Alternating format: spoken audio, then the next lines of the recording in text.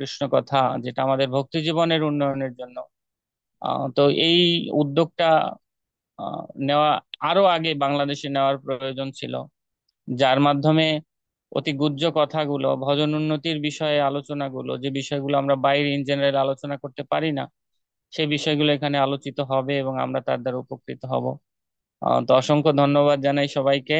আর আমাকে এই সঙ্গে সঙ্গে যুক্ত করার জন্য আমি সুবল কানাই প্রভু, পালক গৌর প্রভু, তাদের চরণে অশেষ ধন্যবাদ এবং কৃতজ্ঞতা জ্ঞাপন করছি। আসলে প্রভু আমার পরিচয় দিতে বলেছেন, আমার পরিচয় এই তো এখানে লেখা আছে, শচীপুত্র অবতার দাস। আমার পরমারাধ্য গুরুদেব এই নাম আমাকে দিয়েছেন। যদিও আমি এখনো দাস হতে পারিনি, তো মহাপ্রভুর দাস হওয়ার জন্য চেষ্টা করছি। তো আমরা শুরু করি। তো আমি শুরু করছি শিল প্রভুপাদ বন্দনার মাধ্যমে। ওম অজ্ঞান তিমিরান্ধস্য জ্ঞানাঞ্জন শলাকয়া চক্ষুরুন্মিলিতম येन তস্मै শ্রী গুরুবে নমঃ। নমো ওম বিষ্ণুপদায় কৃষ্ণপৃষ্ঠায় ভূতলে শ্রীমতে ভক্তিবেদান্ত স্বামিনীতি নামিনে। নমস্তে সরস্বতী দেবে গৌরবাণী প্রচারিণে निर्विशेष शून्यवादी पाश्चात्य देश तारिणे। वंशाकल्पतरुर्भश्च कृपा सिन्धुभ्यैव च पतितानां पावनेभ्यो वैष्णवेभ्यो नमो नमः। जय श्री कृष्ण चैतन्य प्रभु नित्यानंद, श्री अद्वैत गदाधर शिवासादि गौर भक्त वृंद। हरे कृष्ण कृष्ण कृष्ण हरे हरे, हरे राम राम राम हरे हरे।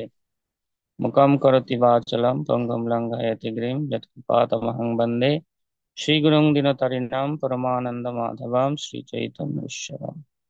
नमो ओम विष्णुपदाय कृष्णपृष्ठाय भूतले श्रीमते जय प्रताप स्वामिनीति नामिने। नमोचार्य पदाय निताय प्रदायिने গৌর কথা ধামোদয় নবগ্রাম তারিণী। হরে কৃষ্ণ। তো আমি প্রথমেই জগৎগুরু শিল প্রভুপাদ এবং আমাদের ইসকনের যে সমস্ত দীক্ষাগুরু শিক্ষাগুরু বৃন্দ আছেন এবং আমাদের অত্র এই অনুষ্ঠানের অনলাইন অনুষ্ঠানের বরিষ্ঠ যে সমস্ত ভক্তবৃন্দ যারা আমাকে আদেশ করেছেন, তাদের সবার কৃপা আশীর্বাদ প্রার্থনা করছি। তো আজকে আমাদের আলোচিত বিষয় হচ্ছে না হরিনামের চরণে অপরাধ সম্পর্কে। তো চৈতন্য চরিতামৃতে বর্ণনা রয়েছে, তবে জানি তাহাতে অপরাধ আছয় প্রচুর, কৃষ্ণ নাম বীজ তাতে না হয় অঙ্কুর। আমরা জানি যে মহাপ্রভু চৈতন্য চৈতামৃতে তার ওখানে বর্ণনা দিচ্ছেন যে যদি কেউ এক কৃষ্ণ নামে আহ সমস্ত পাপ নষ্ট হয়ে যায়, আর এক কৃষ্ণ নামে কৃষ্ণ প্রেম উপজায়, কিন্তু তারপরে যদি আমাদের হৃদয়ে প্রেম না আসে, চোখে যদি অশ্রু জল না আসে, আমাদের জানতে হবে যে আমাদের তাতে অনেক অপরাধ সঞ্চিত হয়ে রয়েছে, তাই আমাদের এই কৃষ্ণ নাম আমাদের হৃদয়ের মধ্যে অঙ্কুর হচ্ছে না। তো আমাদের শ্রীল বিশ্বনাথ চক্রবর্তী ঠাকুর তার মাধুর্য কাদম্বিনী গ্রন্থে আমাদের ভগবত ভক্তি শুরু থেকে এবং প্রেম লাভ পর্যন্ত আহ একদম 8টি স্তরে তিনি ভাগ করেছেন। আদৌ শ্রদ্ধা, তথা সাধু সঙ্গত, ভজন ক্রিয়া, অনর্থ নিবৃত্তি, নিষ্ঠা, রুচি এবং ক্রমে হচ্ছে আসক্তি ভাব এবং প্রেম। তো এই যে আদৌ শ্রদ্ধা, মানে কারো যদি শ্রদ্ধা থাকে, সে সাধু সঙ্গ করার চেষ্টা করে, আমরা যেভাবে সাধু সঙ্গ করেছি, সাধু সঙ্গ করতে করতে সে গুরু পদাশ্রয় গ্রহণ করে এবং এরপরে তার ভজন ক্রিয়া শুরু হয়। ভজন ক্রিয়া শুরু করলেই বিভিন্ন অনর্থ এসে যায়। সেই অনর্থের মধ্যে অন্যতম অনর্থ হচ্ছে, 4 রকমের অনর্থ রয়েছে যেটা বিশ্বনাথ চক্রবর্তী ঠাকুর বর্ণনা দিয়েছে: সুকৃত অর্থ, দুষ্কৃত অর্থ, অপরাধ অর্থ এবং হচ্ছে ভক্ত। তো এই যে অপরাধ অর্থ অনর্থ, ওই অপরাধ অর্থ অনর্থের মধ্যে এই হরিনামের চরণে যে অপরাধ, সেইটাকে মুখ্যতর বলা হয়েছে। কেননা সেবাজনিত যে সমস্ত অপরাধ আমাদের হয় ভগবানের সেবা করতে গিয়ে, বিগ্রহ সেবা করতে গিয়ে, তো এই সমস্ত অপরাধ ভগবানের দিব্য নাম কীর্তনের মাধ্যমে অথবা ভগবানের চরণে অপরাধ ক্ষমা ভিক্ষার মাধ্যমে নষ্ট হয়। কিন্তু হরিনামের চরণে যে অপরাধ আমাদের হয়, এই অপরাধ কিন্তু আমাদের নষ্ট হয় না। এই অপরাধ নষ্ট হয় না, তো এই অপরাধ যাতে না হয়, কারণ অপরাধ যদি হয়, অপরাধ যুক্ত নাম গ্রহণ করে কেউ কৃষ্ণ প্রেম লাভ করতে পারে না। আর আমরা ইসকন এসেছি কৃষ্ণ প্রেম লাভের জন্য, যেটা আমরা দীক্ষার সময় বলি। সেই কৃষ্ণ প্রেম লাভ হচ্ছে না, কিন্তু অপরাধ হচ্ছে। তো এই প্রক্রিয়াটা আমাদের বন্ধ করা দরকার। তো এই জন্য প্রতিদিন সকালবেলা শিল প্রভুপাদ আমাদের ইসকনে চালু করেছেন যে দশবিধ নাম অপরাধ, এটা যেন আমরা স্মরণ করি। কিন্তু স্মরণ করব কি, মানে ঠিক যশবিধ নাম অপরাধ আর হচ্ছে শিক্ষা অষ্টকম পাঠ করাটা, এটা একটা যান্ত্রিক প্রক্রিয়ার মতো হয়ে গেছে, অভ্যাসবশত আমরা সকালবেলা উচ্চারণ করি। কিন্তু এটাকে হৃদয়ে ধারণ করা এবং সেই অনুযায়ী সারাদিন যাপন করা, সেই বিষয়টাতেও কিন্তু সিরিয়াসনেসের প্রয়োজন রয়েছে। তো যাই হোক, আমরা এই দশবিধ নাম অপরাধের প্রথম যে নাম অপরাধটা, সেটা হচ্ছে সাধু নিন্দা নাম, শতাম নিন্দা নাম বা সাধু নিন্দা নাম। এবং শিল প্রভুপাদ তিনি আহ হচ্ছে নারদীয় যে পুরাণ, সেই নারদীয় পুরাণের অনুসারে আমাদেরকে দিয়েছেন। সেখানে লেখা আছে যে সমস্ত ভক্ত ভগবানের দিব্য নাম প্রচারে নিজেদেরকে সর্বতভাবে উৎসর্গ করেছে, তাদের নিন্দা করা। তো এই যে সাধু নিন্দা করা, তার আগে আমাদের জানা প্রয়োজন যে আসলে অপরাধ তো আমরা বলছি, তো অপরাধ কি? অপরাধ হচ্ছে, অপমানে হচ্ছে কোনো কিছুর নেগেটিভ ইমপ্রেশন। আর রাজ শব্দে বোঝায় হচ্ছে যে আহ রাজ শব্দে এক জায়গায় বোঝানো হয়েছে যে শ্রীমতী রাধা ঠাকুরানী। তো আমাদের পাপ একরকম আর অপরাধ একরকম। পাপ কোনটা? পাপটা হচ্ছে যে সাধারণ মনুষ্যদের প্রতি ঈর্ষা করা, তাদের চরণে কোনো আহ আহ, ভুল করা, তাদেরকে অত্যাচার করা, সাধারণ জীব হিংসা করা। মূলত পাপ জিনিসটা জীব হিংসা থেকে মূলত আমাদের শুরু হয়। এছাড়া আমাদের মধ্যে বিভিন্ন যে লোভ, লালসা ইত্যাদির দ্বারা আমরা পাপ কার্য সংগঠন করে থাকি। কিন্তু অপরাধ সংগঠিত হয় শুধুমাত্র বিষ্ণু বৈষ্ণব সম্পর্কিত বিষয়। যেমন শিব ঠাকুর বলেছেন তদীয় নাম সমর্চনাম। তো তদীয় নাম বলতে ভগবান এবং ভগবান সম্বন্ধীয় যে সমস্ত বিষয়াদি রয়েছে, তার চরণে অপরাধ করা। যেমন ভগবান হচ্ছেন, যেমন ভগবান স্বয়ং, নাম, রূপ, গুণ, লীলা, ভগবানের পরিকর, গঙ্গা, তুলসী, শালিগ্রাম, ভগবানের ভক্ত, এদের প্রতি অপরাধ করাটাকে অপরাধ হিসেবে গণ্য করা হয়। তো আমরা যেটা বলছিলাম যে হচ্ছে সাধুদের চরণে অপরাধ করা। তো সাধুদের চরণে অপরাধ করার প্রারম্ভেই আসে যে সাধুর মহিমা। এগুলো যেহেতু আমরা ভক্তি জীবনে এসেছি, দীর্ঘদিন ইস্কনের সঙ্গ করছি, যে সাধুদের মহিমা আমরা জানি। যাহারও হৃদয়ে সদা গোবিন্দ বিশ্রাম। ভগবান যার হৃদয়ে বিশ্রাম গ্রহণ করেন, অন্য কোথাও ভগবান বিশ্রাম গ্রহণ করেন না, ভগবান ভক্তদের হৃদয়ের মধ্যে বিশ্রাম গ্রহণ করেন। সেই ভক্তের চরণে যদি কেউ অপরাধ করে, তো ভগবান কেমন অখুশি হবেন তার প্রতি। যেখানে বলা হয়েছে কৃষ্ণ সে তোমারও, কৃষ্ণ দিতে পারো তোমারও শপথই আছে, আমি তো কাঙাল কৃষ্ণ কৃষ্ণ বলি ধাই তব কাছে কাছে। মাধুর্য কাদম্বিনী গ্রন্থে বলা হয়েছে যে ভগবানের কাছে ভক্তি নেই। ভক্তি ভগবানই দান করতে পারেন, কিন্তু ভগবানের কাছে সেই ভক্তিটা চাইলে পাওয়া যাবে না। কেননা ভগবান এই ভক্তি দান করার ক্ষমতা তিনি তার শুদ্ধ ভক্তের কাছে দিয়ে দিয়েছেন। অতএব ভগবানের কাছে তো নেই এই ক্ষমতা, তিনি এটা দিয়ে দিয়েছে শুদ্ধ ভক্তের কাছে। অতএব তার কাছে গেলে আমি ভক্তি লাভ করতে পারবো, আর তার চরণে অপরাধ করলে আমার এই ভক্তিটা নাশ হয়ে যাবে। তো এখন এই যে সাধু নিন্দা, এই যে সাধু নিন্দা যে আমরা করি, এর কারণটা কি?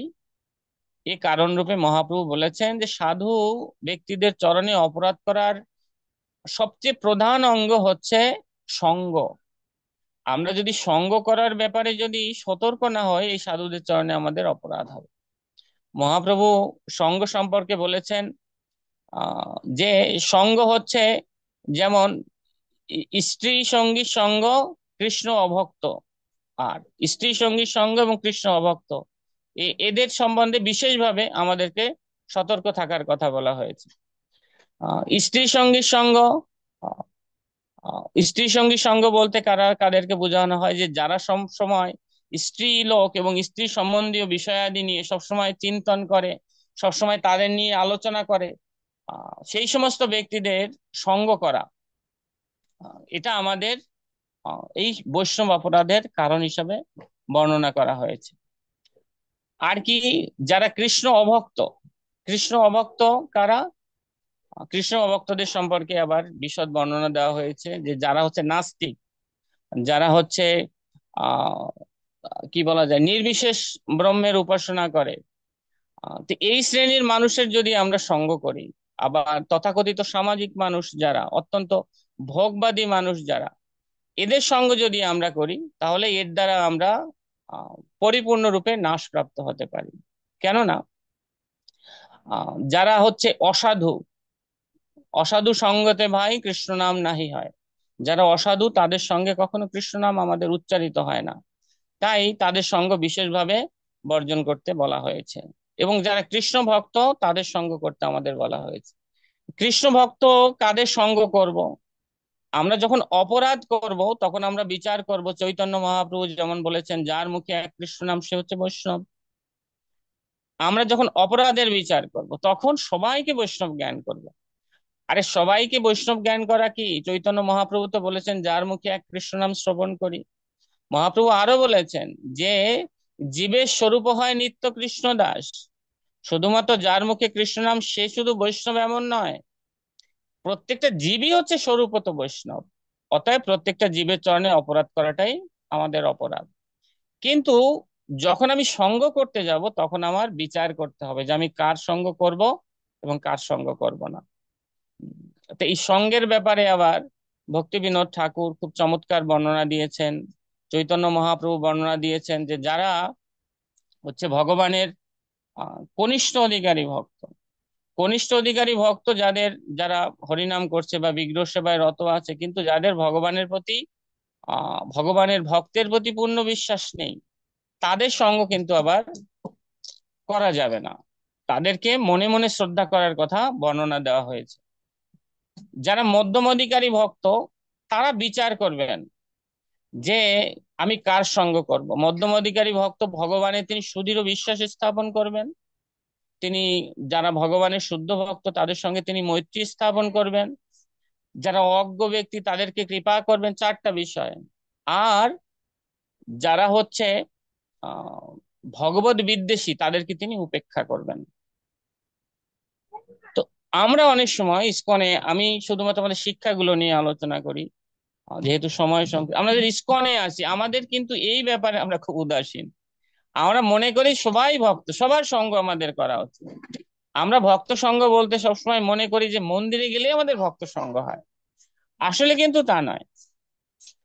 মন্দিরে গেলে কিন্তু ভক্ত সঙ্গ হয় না, কেননা মন্দিরে বিভিন্ন ধরনের ভক্ত থাকে। দেখুন, সঙ্গ বলতে কিন্তু এখানে কারো কাছে যাওয়া, হরে কৃষ্ণ বলে অভিবাদন করা, এগুলোকে বলা হয়নি। সঙ্গ করা বলতে বলা হয়েছে যার কাছ থেকে আমি কোনো শিক্ষা গ্রহণ করব। আমার কোনো প্রয়োজন ছাড়া যার কাছে আমি চুপ করে বসে থাকবো, আহ, তাদেরকে বলা হয়েছে যে তাদের আমাদের সঙ্গ করা হয়।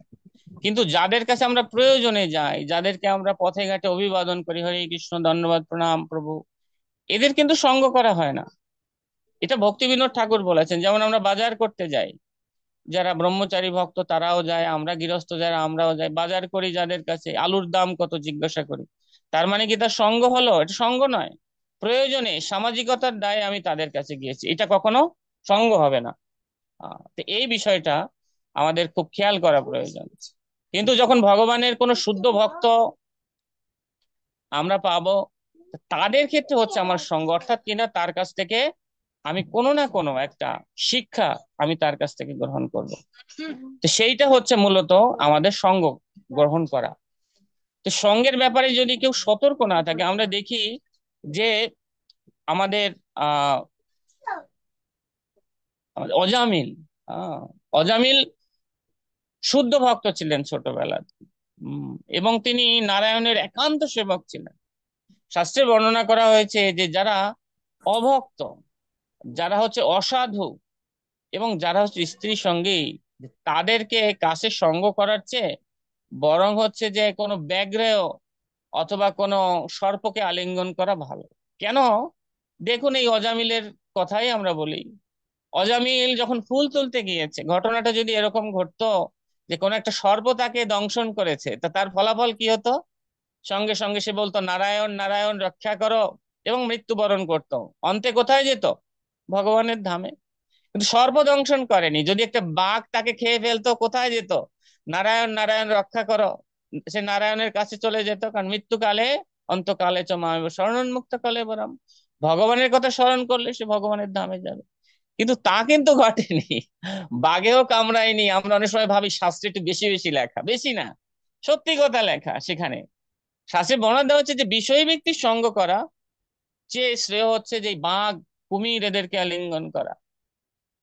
কিন্তু তিনি কি করলেন, যে একটা, এটা এই কাহিনী আপনারা জানেন, একটা প্রচলিত কাহিনী, তারা শূদ্র শূদ্রাণীর পরস্পর আলিঙ্গনবদ্ধ অবস্থায় তিনি দর্শন করলেন।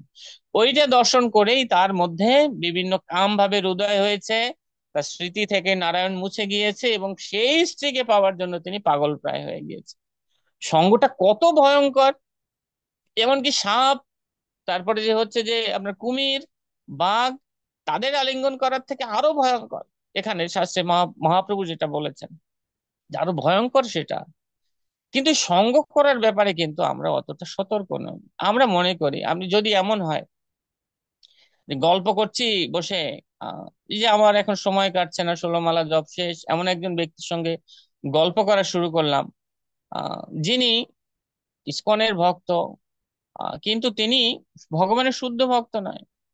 ভক্তিবিনোদ ঠাকুর তার ভজন গীতিতে গেয়েছেন, ভক্তি মুক্তি স্পৃহা বিহীন যে ভক্ত, লভইতে তাকো সঙ্গয় অনুরক্ত। ভক্তি মুক্তি স্পৃহা বিহীন যে ভক্ত, যে ভক্তের মধ্যে ভোগ বাঞ্ছা নেই, যে ভক্তের মধ্যে মুক্তি বাঞ্ছা নেই, ইতিমধ্যে এগুলো লোপ পেয়ে গেছে, যার মধ্যে স্পৃহা পর্যন্ত নেই, সেই ধরনের ভক্তের যেন আমার সঙ্গ হয়। কারণ তার কাছ থেকে আমি শুদ্ধ ভক্তির সংজ্ঞা গ্রহণ করতে পারি। আমি খুব একটা বিষয় নিয়ে, পারিবারিক একটা বিষয় নিয়ে আমি খুব বিমর্ষ, মন্দিরে গেলাম, একজন ভক্ত, বললাম প্রভু কি হয়েছে আপনার, পারিবারিক বিষয় খুলে বললাম। তো তিনি বললেন যে প্রভু, আপনার উপর মনে হয় কোনো গ্রহের দোষ থাকতে পারে। এক কাজ করেন, আমাদের ইসকনের একজন এরকম আছে, অ্যাস্ট্রোলজার আছে, আপনি এটা দেখাতে, ইসকনে অ্যাস্ট্রোলজার অ্যাভেলেবেল। আপনি যদি একটা পাথর সমন্বিত আংটি আপনি দেন, দেখবেন যে আপনি কিন্তু ঠিক হয়ে যাবেন। এগুলো জড়জাগতিক, এগুলো ঘটে। তো আমি তো কৃষ্ণ ভক্ত, কৃষ্ণ ভক্তের মুখ্য লক্ষণ হচ্ছে কৃষ্ণৈক স্মরণ। আর এই তিলক দেওয়া, এই বৈষ্ণবীয় পোশাক পরা, মন্ত্র উচ্চারণ করা, এই সেই যা কিছু, সব হচ্ছে গৌণ লক্ষণ। তো মুখ্য লক্ষণে সে কিন্তু ব্যাঘাত দিয়ে দিল। সিনিয়র ভক্ত, সে ইসকনের অত্যন্ত সিনিয়র ভক্ত, তিনি বললেন কি আংটি দেন আপনি। শরণাগতি কোথায়? কৃষ্ণে নয়, কোথায়? মহাপ্রভু বলছেন ইহা হইতে সর্বসিদ্ধি হইবে সবার, সর্বক্ষণ বল হইতে বিধি। কিসের দ্বারা সর্বসিদ্ধি হবে? কৃষ্ণ নামের দ্বারা। কিন্তু কৃষ্ণ নামে বিশ্বাস স্থাপন না করে ইসকনের ভক্ত কিসে বিশ্বাস স্থাপন করাচ্ছেন? যে আপনি এটা কোনো ভোগ করতে সহায়তা করছেন আমাকে, আমরা আপাতত উপকারী, এই সেই এগুলো বলি। অথবা পারিবারিক কোন একটা ঝামেলা যাচ্ছে, ভক্ত বললেন যে প্রভু এক কাজ করেন, আপনি আহ, মায়াপুরের নৃসিংহদেবের কাছে একটা ভোগ দিয়ে দেন, হ্যাঁ, 1000 টাকা প্রণামী দিয়ে দেন, অমুক প্রভু বা মাতাজি মায়াপুরে যাচ্ছে, একটা ভোগ দিয়ে দেন। তো ঠিক আছে। তো আমি কি করলাম, মায়াপুরে 1001 টাকা একটা প্রণামী দিয়ে বললাম যে প্রভু, আমার নাম সচিবপুত্র অবতার দাস, আমার একটা পারিবারিক সমস্যা যাচ্ছে, নৃসিংহদের কাছে এটা একটা ভোগ দিয়ে দেবেন, গোত্র টোত্র উল্লেখ করে। তো বৈষ্ণবীয় পন্থা, অকাম সর্বকাম মোক্ষ কাম উদারদি তীব্র ভক্তি যজেতে পুরুষ পরম, শাস্ত্রে ভগবান বলছেন। সব কার জন্য বলছেন? এ আমার জন্য, আমার জন্য তো নয়। যে কৃষ্ণ প্রেম লাভের প্রয়াসী সাধারণ মানুষের জন্য বলা হয়েছে, যারা সর্বকামী তাদের জন্য বলা হয়েছে, এটা আমার জন্য তো বলা হয়।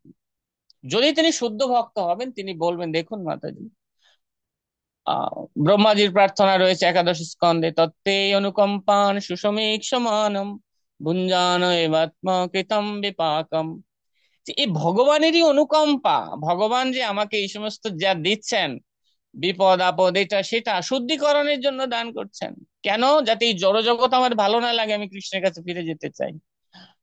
আর সেই শুদ্ধিকরণের পন্থায় ব্যাঘাত ঢালছেন কে? এই সমস্ত মানুষ। তো নৃসিংহদেব জানেন যে আমি এখনো ভোগ করার বাসনা আছে, যার দরুন আমি ডায়াবেটিস কমাতে চাই, আমার ফ্যামিলি সমস্যা এইভাবে আমি মিটাতে চাই। ভগবান হচ্ছেন সর্বকারণ কারণম, যা কিছু ঘটছে আমার জীবনে, ভালো মন্দ, আমরা ভগবত গীতা পড়ি না অনেকে। কেন? ভগবত গীতা প্রাথমিক স্টেজের গ্রন্থ পড়ে কি হবে, ভাগবতম পড়ি আমরা, চৈতন্য চৈতামৃত পড়ি, তার উপর প্রবচন দেই। কিন্তু ভগবত গীতার একদম দ্বিতীয় অধ্যায়ের যে শিক্ষা, ভগবান অর্জুনকে বলছেন, অর্জুন তুমি লাভ ক্ষতি, জয় পরাজয়, দুঃখ সুখ দুঃখ, দুঃখে অনুদ্বিগ্নমানা সুখে সুবিগত স্পৃহা, এই গুণগুলো অর্জন করো। একদম দ্বিতীয় অধ্যায়ের শিক্ষা, 18 অধ্যায় না গেলাম, যে দ্বিতীয় অধ্যায়ের শিক্ষা হচ্ছে সেই সম সম হওয়া। তুমি সুখে দুঃখে সমকৃত্যা, তুমি সুখে দুঃখে সমান জ্ঞান করো। বিতরাগ ভয় ক্রোধা, তুমি ভয় আসক্তি এটা থেকে তুমি মুক্ত হও। ভগবান অর্জুনকে সেই শিক্ষা দিলেন। আর আমাদেরকে এই তথাকথিত বৈষ্ণবগণ কি শিক্ষা দিয়েছে? ইসকনের ভক্ত সঙ্গ করবেন তো আপনি সঙ্গে সঙ্গে ফেসে গেলেন, মরে গেলেন একদম। এই জন্য এদের সাথে সম্পর্ক হচ্ছে হরে কৃষ্ণ, দণ্ডবত প্রণাম, প্রভু ভালো আছেন? হ্যাঁ। আপনার মেয়েরা বল হ্যাঁ। প্রভু বল হ্যাঁ, ঠিক আছে, ওকে ফাইন। সঙ্গ কার করতে হবে? এই সমস্ত সুখ দুঃখের কথা, এই সমস্ত গুহ্যম আখ্যাতি পৃচ্ছতি দদাতি প্রতিগিন্নাতি, গুহ্যম আখ্যাতি পৃচ্ছতি ভুঙ্ক্তে ভোজয়তে চৈব। আহ, এই যে সম্পর্কগুলা বৈষ্ণবের সঙ্গে করা, কার সঙ্গে বলা হয়েছে? ভগবানের যদি কোনো শুদ্ধ ভক্ত পাওয়া যায় তার কাছে। হম সেই সমস্ত শুদ্ধ ভক্তকে গৃহে নিয়ে তাকে কিছু দান করতে হয়, তিনি আমাকে কিছু দান করতে পারেন। এবং তার কাছে মনের কথা খুলে বলা, প্রভু এইরকম এই এই সেই, যেটাকে আমরা ইসকনে বর্তমানে শিক্ষাগুরু বলি। যদিও শিক্ষাগুরু ব্যাপারটা ইসকনে একটা লেবাস, একজন বড় একজন কোন ভক্ত যিনি কিনা বড় একটা পোস্টে আছেন বা এই সেই, তাকে আমরা একটা নাম কেউ আসতে শিক্ষা, উনি আমার শিক্ষাগুরু, অথচ কখনো আমি আমার গুজ্জ কথা গিয়ে তাকে বলি না। কোনটা ভালো ভালো স্বপ্ন দেখি তাই গিয়ে বলি, কোনটা খারাপ স্বপ্ন দেখলাম এ গিয়ে কখনো বলি না, প্রভু আমি গুরুমাসকে স্বপ্ন দেখেছি। আর ডাক্তারের কাছে গিয়ে এটা এরকম বলার মতো যে, যে ডাক্তার আমার তো খেতে ভালো লাগে, আমার তো রাতে ঘুম আসে, আরে এগুলো ডাক্তারের জানার প্রয়োজন?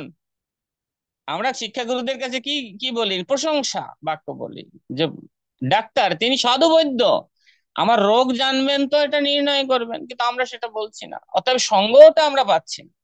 সাধু সঙ্গ মানে সাধুর কাছে গেলাম আর গুরু মহারাজের উচ্ছিষ্ট কবে খেলাম, ভালো কবে স্বপ্ন দেখলাম, প্রভুপাদকে কবে স্বপ্নে দেখলাম, এগুলো নিয়ে আলোচনা করছি। আমার রোগ তিনি জানতেই পারছেন না। আর আমি মনে করছি যে না, আমার বড় একটা সাধু সঙ্গ হয়ে গেল, তা কিন্তু নয়। তো এইভাবে সঙ্গ খুবই গুরুত্বপূর্ণ আমাদের জীবনে। সঙ্গ আমাদের জীবনে ক্ষণিকের সাধু সঙ্গ মানুষের জীবন পরিবর্তন করে দিতে পারে। সে কোন সাধু সঙ্গ আমরা মনে করি? কোন সাধু সঙ্গ? সঙ্গ মানে হচ্ছে সাধু ব্যক্তি তিনি কৃপা করে বলবেন, আর আমি যদি কৃপা করে সেটা পালন করে নিজের জীবন, এটা হচ্ছে সঙ্গ। কিন্তু আমরা কিন্তু দেখুন অনেক লেকচার শ্রবণ করি কিন্তু সঙ্গ কিন্তু করি না, কারণ বল না এটা আমার জন্য নয়, এটা অন্যের জন্য, এরকম ভাবে আমরা মনে করি। তো যাই হোক, আমাদের সময় কম। তো এইভাবে আমরা দেখি যে আমাদের সঙ্গে ব্যাপারটা হচ্ছে কতটা গুরুত্বপূর্ণ, সঙ্গের ব্যাপার। এবং ইদানিং আমাদের সঙ্গ শুধুমাত্র এর ক্ষেত্রে নয়, ফেসবুক, টুইটার, ইন্টারনেট, ইনস্টাগ্রাম, বিভিন্ন ভাবে আমরা এই অজামিল তো শুধু একটা দৃশ্য দর্শন করেছে, কত দৃশ্য। গুরু মহারাজের লেকচার শুনি, প্রভু কেন ফেসবুক না গুরু মহারাজের লেকচার দেয়, তো লেকচার শ্রবণ করলাম, লেকচারটা একটু স্ক্রল করলে নিচে কিন্তু একটা সিনেমা চলে আসে, আমরা সেটাও দেখি, বিভিন্ন কিছু দেখি। আর যেহেতু এখানে অন্য কোনো ব্যক্তি থাকে না, অতএব আমরা ইচ্ছা মতো এইভাবে দুঃসঙ্গ করছি। এবং এই সঙ্গগুলো যতদিন পর্যন্ত আমাদের জীবনে আছে ততদিন পর্যন্ত কৃষ্ণ প্রেম লাভের তো প্রয়োজন, মানে এটার কোনো স্বপ্নেও চিন্তা করার দরকার নেই। এটা এটা হবে না কৃষ্ণ প্রেম। আমাদের কি সঙ্গ বর্জন করে তারপর হচ্ছে কৃষ্ণ প্রেম লাভের, কারণ মহাপ্রভু এটা বলেছেন যে আমাদের এই অসৎ সঙ্গ ত্যাগ এই বৈষ্ণব আচার। মহাপ্রভু বলেছেন অসৎ সঙ্গ ত্যাগ এই বৈষ্ণব আচার। বৈষ্ণবের আচারটা কি? বৈষ্ণবের মুখ্য আচার হচ্ছে তাকে সঙ্গ পরিত্যাগ করে চলতে হবে। এই যে সঙ্গ বুঝে বুঝে চলতে, সঙ্গ যার জীবনে পরিত্যাগ হয়নি, যে এই বিষয়ে শৈথিল্যতা গ্রহণ করেছে, সে কোনোদিনও বৈষ্ণব অপরাধ থেকে মুক্ত হতে পারবে না, নাম অপরাধ থেকে মুক্ত হতে পারবে না, একদম টোটালি বাদ।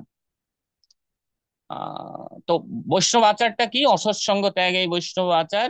স্ত্রী সঙ্গীর সঙ্গ কৃষ্ণ অভক্ত, আর স্ত্রী সঙ্গীর সঙ্গ এবং যারা কৃষ্ণ অভক্ত তাদের সঙ্গ আমাদের এভাবে বর্জন করে চলতে হবে।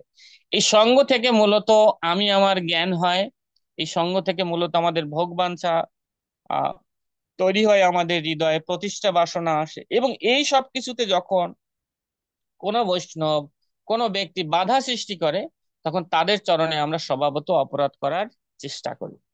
তো মূলত এই সঙ্গই, শাস্ত্রে বর্ণনা আছে, সঙ্গই হচ্ছে আমাদের এই অপরাধের মুখ্য কারণ। তো সঙ্গ বলতে আবার আমরা পূর্বে যেটা বলেছিলাম যে সঙ্গ হচ্ছে তিন প্রকার। একটা হচ্ছে সঙ্গ দান করা, যেমন কৃষ্ণ ভক্তরা যখন প্রচারে যায়, সে কিন্তু অন্যের সঙ্গটা গ্রহণ করে না, সে অন্যকে সঙ্গ দিতে চায়। কারণ তাদের মধ্যে শেয়ারিং হয় কৃষ্ণ কথা, অন্য কোনো কিছু নয়। অথবা সঙ্গ দানের জন্য আমরা বিষয় লোকের সঙ্গ করতে পারি। সঙ্গ গ্রহণ, কার সঙ্গ গ্রহণ করতে হবে, একদম উপদেশামৃতে সুস্পষ্ট ভাবে বর্ণনা দেওয়া। যিনি অন্য অন্য নিন্দাদি শূন্য এবং যিনি হচ্ছেন ভজন অভিজ্ঞ, এই ব্যক্তির সঙ্গ করতে হবে। এছাড়া আর কোনো ব্যক্তির সঙ্গ করা যাবে না। ঘরের দরজা দিয়ে প্রয়োজনে চুপ করে বসে থাকতে হবে, কারণ কৃষ্ণ প্রেম জিনিসটা কিন্তু ভাই দুর্লভ। ইসকনে অনেক ভক্ত দেখা যায়। শিল প্রভুপাদ ভক্তির চারু স্বামী গুরু মহারাজের ইয়াতে স্পষ্ট লেখা যে ইসকনে সবাই ভগবত ধাম যাবে না, বেশিরভাগ যাবে কোথায় হচ্ছে, বলেছে স্বর্গে। এরকম ভাবে কৃষ্ণের ধামে খুব কম সংখ্যক যাবে। আপনার যদি আহ আত্মজীবনীটা পড়েন আহ শিলা ভক্তি চারু স্বামী গুরু মহারাজের, তো সেইখানে আপনারা এই বিষয়টা খুব সুস্পষ্ট ভাবে দেখতে পাবেন। অতএব বহুনাম জন্মনামন্তে জ্ঞানবান মাম প্রপদ্যতে বাসুদেব সর্বমিতি স মহাত্মা সুদুর্লভ, অত্যন্ত দুর্লভ ভগবান বলেছেন ভগবদ গীতাতে। আর আমরা দেখছি খুব সুলভ। এই সুলভের সঙ্গে আমরা করব, কিন্তু সঙ্গ গ্রহণ করব না। গ্রহণ করব সবসময় যিনি ভজন হবে। যেমন নয় সিনিয়র ভক্তের সঙ্গ গ্রহণ করতে, হোয়াট ইজ সিনিয়র? মহাপ্রভু সিনিয়রিটির সংজ্ঞা দিয়েছেন, যখন আমরা কাউকে সম্মান করব, তখন আমরা বয়োজ্যেষ্ঠ যারা তাদের সম্মান করব, ভক্তি জীবনে যারা সিনিয়র তাদেরকে সম্মান করব, পোস্ট পজিশনে যারা সিনিয়র, কোনো জিবিসি, কোনো হচ্ছে মন্দির প্রেসিডেন্ট, এই সে পোস্ট পজিশনকেও আমরা সম্মান করব। কিন্তু যখন সঙ্গ গ্রহণ করব, সঙ্গ গ্রহণের বেলায় কিন্তু এদের সঙ্গ গ্রহণ করা যাবে না। আমাদের দুই ধরনের অথরিটি আছে, একটা হচ্ছে ম্যানেজমেন্ট অথরিটি, আর একটা হচ্ছে আমাদের আধ্যাত্মিক অথরিটি। যিনি ম্যানেজমেন্ট অথরিটি তিনি আধ্যাত্মিক অথরিটি নাও হতে পারেন, হতেও পারেন। যখন আমরা সঙ্গ গ্রহণ করব, আমরা দুইটা জিনিস খেয়াল করব, যে তিনি অন্য নিন্দাদি শূন্য কিনা। তারপর ভক্তি বিনোদ ঠাকুর বলেছেন, কাউকে শিক্ষা গ্রহণের স্বার্থে খারাপ জিনিসটা দেখানোর জন্য শিক্ষাগুরু যিনি, তিনি কখনো কখনো মন্দ সূচক বা নিন্দা সূচক কিছু কথা তিনি উল্লেখ করতে পারেন শিক্ষা দেওয়ার স্বার্থে। ভক্তি বিনোদ ঠাকুর এটা বলেছেন। কিন্তু এমনিতে সাধারণভাবে উপভোগ করার জন্য, আলোচনা করার জন্য কখনো এইভাবে কারো নিন্দা করা যাবে না। আর কি, যিনি অন্য নিন্দাদি শূন্য, এটা বলা হয়েছে। আর একটা বৈশিষ্ট্য হচ্ছে যিনি ভজন অভিজ্ঞ। ভজন বিষয় অভিজ্ঞ কে? শাস্ত্রীয় বিষয় যিনি নিজে পালন করেন এবং যিনি এটা উপলব্ধি করেছেন, সেটা তিনি অন্যকে বলবেন, তিনি হচ্ছেন ভজন বিষয় অভিজ্ঞ। তো এই জন্য আমরা বলছিলাম যে সিনিয়রিটি, মহাপ্রভু বলেছেন কি, যেই ভজে সে হচ্ছে সিনিয়র, যেই ভজে সে হচ্ছে কি বড়, যেই ভজে সেই বড়, অভক্তি চার কৃষ্ণ ভজনে নাই যেতে কুলাদি বিচার। এটা মহাপ্রভুর সিনিয়রিটি। যখন আমি সঙ্গ গ্রহণ করব, আর যখন আমি সম্মান করব, আমি আবারও বলছি, যারা বয়োজ্যেষ্ঠ, যারা আমাদের আগে দীক্ষা গ্রহণ করেছে, তাদের সঙ্গ আমরা এভাবে সিনিয়রিটি মেনটেন করব। সঙ্গ গ্রহণের ক্ষেত্রে ভজন অভিজ্ঞ এবং হচ্ছে অন্য নিন্দা আদি শূন্য, এইটা আমরা সবসময়ের জন্য দেখব। তো এইভাবে সঙ্গ দান করা, সঙ্গ গ্রহণ করা, আর একটা কি, সামাজিকতা রক্ষার জন্য আমরা যেটা করি। ইন জেনারেল সমগ্র আমাদের ইসকনের ভক্ত যারা রয়েছে তাদের আমরা আহ কাছে যাই, হরে কৃষ্ণ বলি, একসাথে আমরা প্রোগ্রাম করি। কিন্তু এইটা এমন নয় যে তার কাছ থেকে কোনো ভজন বিষয় আমি শিখছি বা তার কাছে কোনো আমি পরামর্শ নিচ্ছি না। এদের কাছে পরামর্শ নিতে গেলেই কিন্তু তার অবস্থা খারাপ। আমি পূর্বে বর্ণনা দিলাম, তারা তারা এই ভক্তি মুক্তি এই বিষয়গুলো আমাদেরকে শিক্ষা দেবে। এই যে ইসকনের ভক্তরা বিভিন্ন জায়গায় পূজা করছে, সরস্বতী পূজা করছে, দুর্গা পূজা করছে, প্রভুপাদ এগুলো কখনো সাপোর্ট করেনি, করছে। বড় সংগঠন কে কাকে কি বলবে, যার কারণে এটা করছে না। যদি আমরা সেই সমস্ত ব্যক্তিদের সঙ্গ করি, তো আমরা শেষ, শেষ হয়ে যাব, একদম শেষ হয়ে যাব আমরা। এই জন্য আমাদের এই সঙ্গ করার ব্যাপারে সবসময় খুব বেছে বেছে চলতে হবে। আমরা ইন জেনারেল কিছু কথা শুনি, সাধু সঙ্গ করুন, সাধু সঙ্গে কৃষ্ণ নাম এই মাত্র চাই, সংসার জিনিতে আর কোনো বস্তু নাই। সাধু সঙ্গে গেলাম, দেখলাম হাতে জপমালা নিয়ে সাধু হেভি প্রচার করছে, এই হয়েছে ওই হয়েছে সেই হয়েছে, এখানে গেলাম ওখানে গেলাম সেখানে গেলাম। আমি কি শিখলাম? কি শিখলাম তার কাছে? কি না, হাতে জপমালা নিয়ে এইভাবে করা যায়। হাতে জপমালা নিয়ে কেউ একটা জিজ্ঞেস করলো যে দাওটা কোথায়, বটিটা কোথায় রাখছো, হরে কৃষ্ণ, বলা যায় ঠিক আছে দেখুন ওখানে আছে হয়তো কোথাও, বেশ হয়ে গেল। কিন্তু তার মানে একেবারে গল্প করা, হাতে জপমালা নিয়ে কারো কাছে অ্যাভেলেবেল দেখবেন ইসকন মন্দিরে গিয়ে অ্যাভেলেবেল হাতে জপমালা নিয়ে, কপালে তিলক নিয়ে গল্প করছে, ঘুরে বেড়াচ্ছে, এই করছে সেই করছে, যেটা 100% ভক্তি বিরোধী ব্যাপার। 100% ভক্তি বিরোধী ব্যাপার। ভক্তি বিরোধী কোন অর্থে? কৃষ্ণ প্রেম যখন আমরা কথা বলবো তখন এই বিষয়গুলোকে আমরা ভক্তি বিরোধী বলবো। ইন জেনারেল সাধারণ মানুষের কাছে এগুলো ভক্তি বিরোধী নয়। আচ্ছা, আমি শুরু করেছিলাম প্রভু কয়টা, 8টা 20-এ, 9টা 20-এ শেষ হবে, ঠিক আছে। ইন জেনারেল এটা ভক্তি বিরোধী নয়। ইন জেনারেল এটা ঠিক আছে। আর যে না, তিনি কিছু তো করছেন, কিছু করছেন, ওকে ফাইন। কিন্তু যখন আমরা শিক্ষা গ্রহণ করব, দেন এটা সাধু সঙ্গ না। সাধু সঙ্গেতে যদি কৃষ্ণ নাম না হয়, আহ তখন সেইটা আমরা সাধু সঙ্গ বলে আমরা এটা গ্রহণ করি। কৃষ্ণ নাম কোটা শুদ্ধ কৃষ্ণ নাম, অর্থাৎ কিনা তার হরিনামের প্রতি আগ্রহ দেখে আমার ভিতরে আগ্রহ জন্মাবে যে তিনি হরিনামে কত নিষ্ঠ, যে একান্ত ভাবে হরে কৃষ্ণ কৃষ্ণ কৃষ্ণ হরে হরে, হরে রাম রাম রাম হরে হরে জপ করছেন, অন্যদিকে কোনো খেয়াল নেই তার, শুধু নামে তিনি শ্রবণ নিবদ্ধ করছেন, কারোর সঙ্গে গল্প করছেন।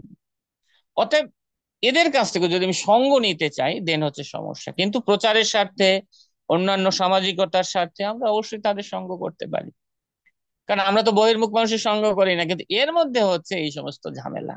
আর একটা বিষয় হচ্ছে যেটাকে শাস্ত্রে বলা হয়েছে যে গ্রাম্য বার্তা, যে সাধারণ মানুষ আমরা গল্প করি, গল্প করার লোক পাই না, আমরা মনে করি না, আমরা মন্দিরে যাই, মন্দিরে গিয়ে কি ব্যাপার, আপনার মেয়ের বিয়ে হয়েছে, হাজবেন্ড কি করে, অমুক তমুক এই সেই, এগুলো বর্ণনা দেওয়া, কার শাড়ির কালার কি রকম, কার ব্যবসা পাতি কি রকম চলছে, কে কোথায় কার কি প্রমোশন হয়েছে, আমার কোথায় প্রমোশন হয়েছে, এই সমস্ত বিষয়াদি নিয়ে পরস্পর বাগ করা, বিতণ্ডা করা, পরস্পর অতিরিক্ত আমেজপূর্ণ আলোচনা করা, এগুলো কিন্তু কখনোই সাধু সঙ্গের আওতায় পড়ে না। বরং এগুলো ধীরে ধীরে অপরাধের জন্ম নেয়, জন্ম দেয়। কখনো কোনো শুদ্ধ ভক্তকে দেখবেন না কোথাও বসে গল্প করছে, কোনো শুদ্ধ ভক্ত কখনো গল্প করবেন না, হয় তিনি হরিনাম করবেন, না হয় তিনি শুদ্ধ ভক্তের সঙ্গ করবেন। তো গল্প করাটা, এটা নিঃসন্দেহে এটা গ্রাম্য কথার পর্যায়ে পড়বে। এবং যারা গ্রাম্য কথা বলে তারা কখনো কৃষ্ণ ভক্তি, কৃষ্ণ প্রেম তাদের কাছে কিন্তু কখনো আশা করা যায় না। আমরা খোঁজ নিতে পারি, এটা একটা ভদ্রতা, স্বাভাবিক ভদ্রতা, কিন্তু সেটার আধিক্যতা যেন কখনো আমাদের না হয়ে যায়, দেন সেইটাও আমাদের ভক্তি বিরোধী কর্মের মধ্যেই পড়বে। সঙ্গ আমরা সবসময় করব যিনি কিনা অনেক শুদ্ধ ভক্ত, আমরা কোনো পাঠ শ্রবণ করতে পারি, মনুষ্য জীবন অত্যন্ত দুর্লভ, সেটা অনুভব আমাদের করতে হবে। তো এইভাবে সঙ্গ দানের বিষয় প্রতিকার কিভাবে হবে, চৈতন্য মহাপ্রভু তিনি এই প্রতিকারের বিষয়ে তিনি বলেছেন, যে চৈতন্য মহাপ্রভু যে তিনাদপি শুনিছেন শ্লোক যদি কেউ আচরণ করে, যে তিনাদপি শুনিছেন তররিব সহিষ্ণু রামানিন মানদেন কীর্তনীয় সদা হরি। তিনাদপি শুনিছেন মানে যে আসলে তো আমি তিনের থেকে নিচু, এর মনে করার তো কিছু নাই, আমার আমার আকার কতটুকু, চুলের 10,000 ভাগের 1 ভাগ মাত্র হচ্ছে যে আমার আয়তন, স্ফুলিঙ্গের মতো।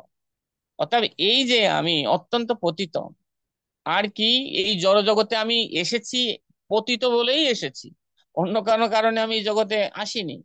অতএব আমি নিজের ক্ষুদ্রত্ব উপলব্ধি করতে হবে।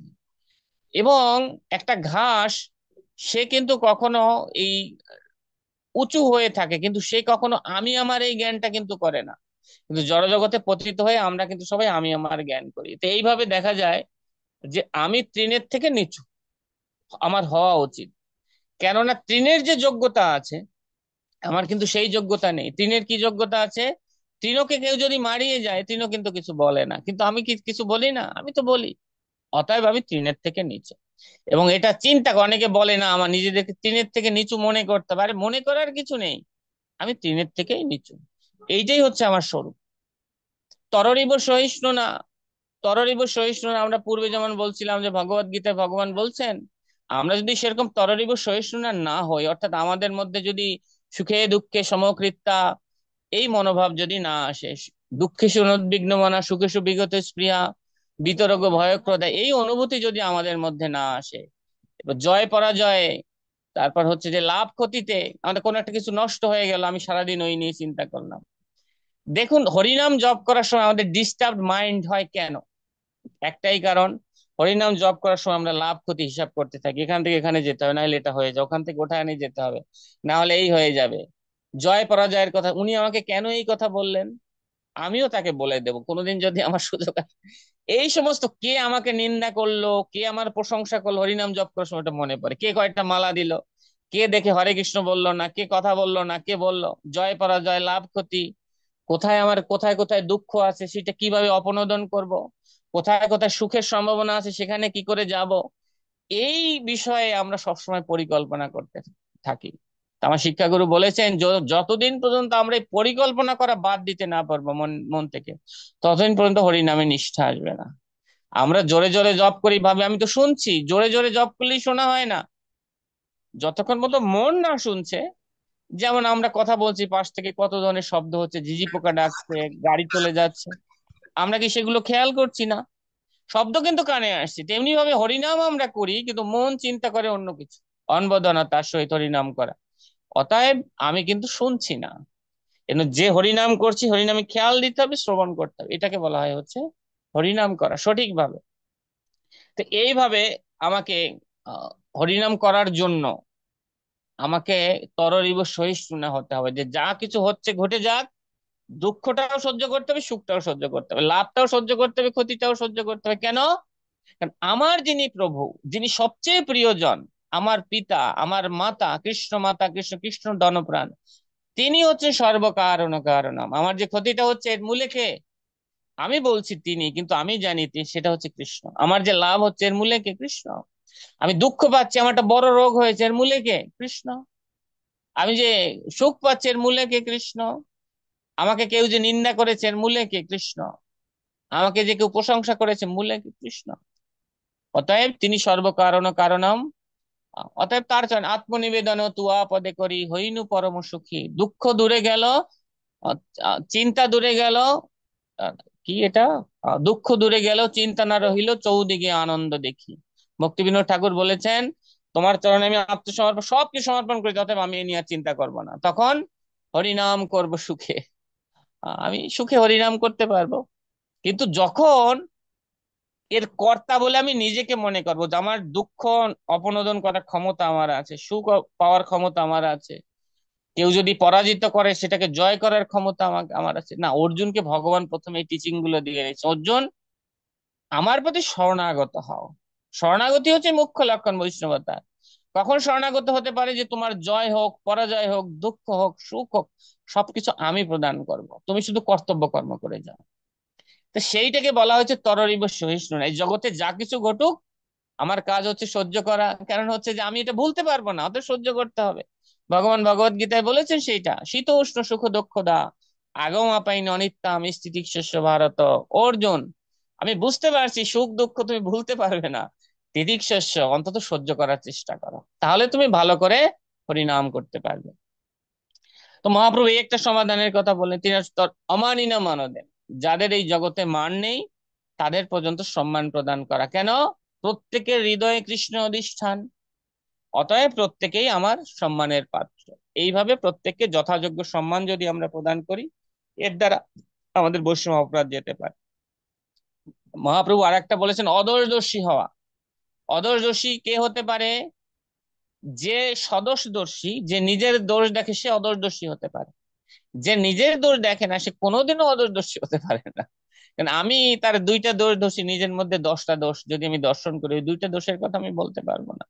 তো মহাপ্রভু আমাদেরকে সদোষ দোষী হতে বলেছেন, অর্থাৎ নিজের দোষ দেখা এবং অন্যের দোষ না দেখা। এটা যদি আমরা অভ্যাস করি, তার দ্বারা আমরা এই বৈষ্ণব অপরাধ থেকে এটা রক্ষা পেতে পারি। তারপরে যদি বৈষ্ণব অপরাধ আমাদের হয়ে যায় কোন রকম, তখন আমাদের কি করা কর্তব্য? বৈষ্ণব অপরাধ যদি আমাদের হয়ে যায়, তখন আমাদের কি করতে হবে? যে অনুতাপ সহকারে, অত্যন্ত, যদি জানি অমুক বৈষ্ণবের চরণে অপরাধ, তার কাছে গিয়ে ক্ষমা ভিক্ষা করতে হবে, তার সেবা করতে হবে, এবং তার এই ক্ষমা ভিক্ষা এবং সেবার শিল প্রভুপাদ বলছে, বিনম্র ভাবে যদি প্রণাম নিবেদন করি, এর দ্বারা বৈষ্ণব অপরাধ ক্ষয়প্রাপ্ত হয়। এইভাবে বৈষ্ণব চরণে আমাদের অপরাধের ক্ষমা ভিক্ষা করতে হবে। তিনি দয়ালু কৃপালু, তিনি আমাকে ক্ষমা করে দেবেন।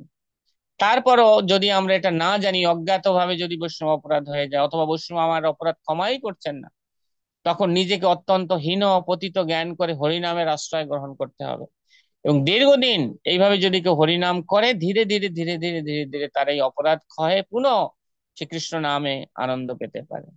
তারপর অজ্ঞাত বৈষ্ণব অপরাধ নাশ করার জন্য কখনো কখনো বলা হয় যে চৈতন্য চৈতামৃতে যে সচী মাতার বৈষ্ণব চরণে যে অপরাধ বর্ণনা রয়েছে, সেই অপরাধ, সরি, অদ্বৈত আচার্যের চরণে যে অপরাধ, সেই অপরাধের কথাকে যদি শ্রবণ করে এবং সেই সতীমাতার অপরাধের প্রতিকার এই কথা যদি কেউ শ্রবণ করে, ওখানে বলা হয়েছে যে শ্রবণ করলে এর দ্বারা তার বৈষ্ণব অজ্ঞাত বৈষ্ণব অপরাধ নাশপ্রাপ্ত হয়। এক, যদি বৈষ্ণবের কেউ গুণগান করে, বৃন্দাবনবাসী যত বৈষ্ণবের গণ, খুব দৈন্যতা ভরে কাঁদতে কাঁদতে এই সমস্ত কীর্তন করা, এর দ্বারাও ধীরে ধীরে বৈষ্ণব অপরাধ অপনোদন হতে পারে।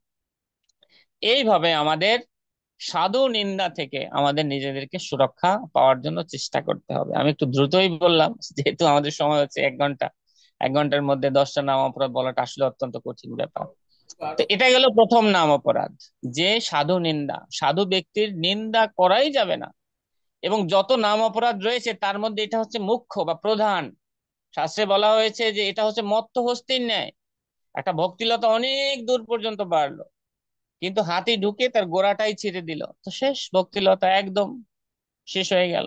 তো এই জন্য বৈষ্ণব অপরাধ থেকে আমাদের খুব সুরক্ষা পেতে হবে। বৈষ্ণব অপরাধ কখন হয়? মানুষের সঙ্গে যখন কৃষ্ণ কথা ব্যতি রেখে অন্য কোনো, মানে কি বলা যায়, সময় কাটানোর জন্য বৈষ্ণবদের কাছে আমরা যাই, তখন তারা আমাদের কাছে নিন্দা করার সুযোগ, জানেন এই হয়েছে, ওই হয়েছে, ওটা ঘটেছে, সেটা ঘটেছে, দেখবেন আপনি খুব ব্যস্ত, একটা সেবার বিষয়ে কথা বলছেন, ওই সময় বৈষ্ণব নিন্দা আসবে না। আপনি হরিনাম করছেন, কারোর সঙ্গে কথা বলতে পারছেন না, বৈষ্ণব নিন্দা আসবে না। আপনি রান্নাঘরে খুব ব্যস্ত, ম্যানেজমেন্ট নিয়ে খুব ব্যস্ত, আপনার বৈষ্ণব অপরাধ আসবে না। কখন আসবে? একসাথে বসে আছেন, কোনো কিছু বলার নেই, কি খবর, কি আপনার, এই আছি, আরে জানেন না অমুক জায়গায় তো গেলাম, অমুকে তো এই করেছে সেই করেছে। সুযোগ কখন ঢোকে, মায়া কখন ঢোকে? অলস মস্তিষ্ক গল্প করছে পরস্পর না। এই জন্য মহাপ্রভু বলছে যে সবসময় আমাদের সেবা নিয়ে, শিলা প্রভুপাদ বলছে 24 ঘন্টা কৃষ্ণ স্মরণে থাকা উচিত। কারণ একটু সময় যদি, 1 সেকেন্ড সময় যদি মায়া পায়, ওইখান থেকে সুচ হয়ে ঢুকে সে কিন্তু এইভাবে অপরাধের বিস্তার ঘটাতে পারে। অতএব আমাদের এই বিষয়ে অত্যন্ত, যদি কৃষ্ণ প্রেম লাভ করতে আদৌ চাই, আমাদের সঙ্গ বর্জন করে চলতেই হবে। আর যদি না চাই সেটা হচ্ছে ভিন্ন কথা, যে আসি ইস্কনে ধীরে ধীরে, আহ, যা কিছু ঘটুক ধীরে ধীরে হোক, এই সেই, সেক্ষেত্রে কথা নেই। আবার যদি অনেকে আছে যে ভগবত গীতার ওই বাক্যের উপর খুব বিশ্বাস, স্বল্পমপিয়স্য ধর্মস্য ত্রায়তে মহত ভয়াত, ওই নিয়ে বসে আছে, তার জীবনেও কোনোদিন কৃষ্ণ প্রেম লাভ হবে না। এটা ওই মহত ভয়াত ওইভাবেই কাটবে।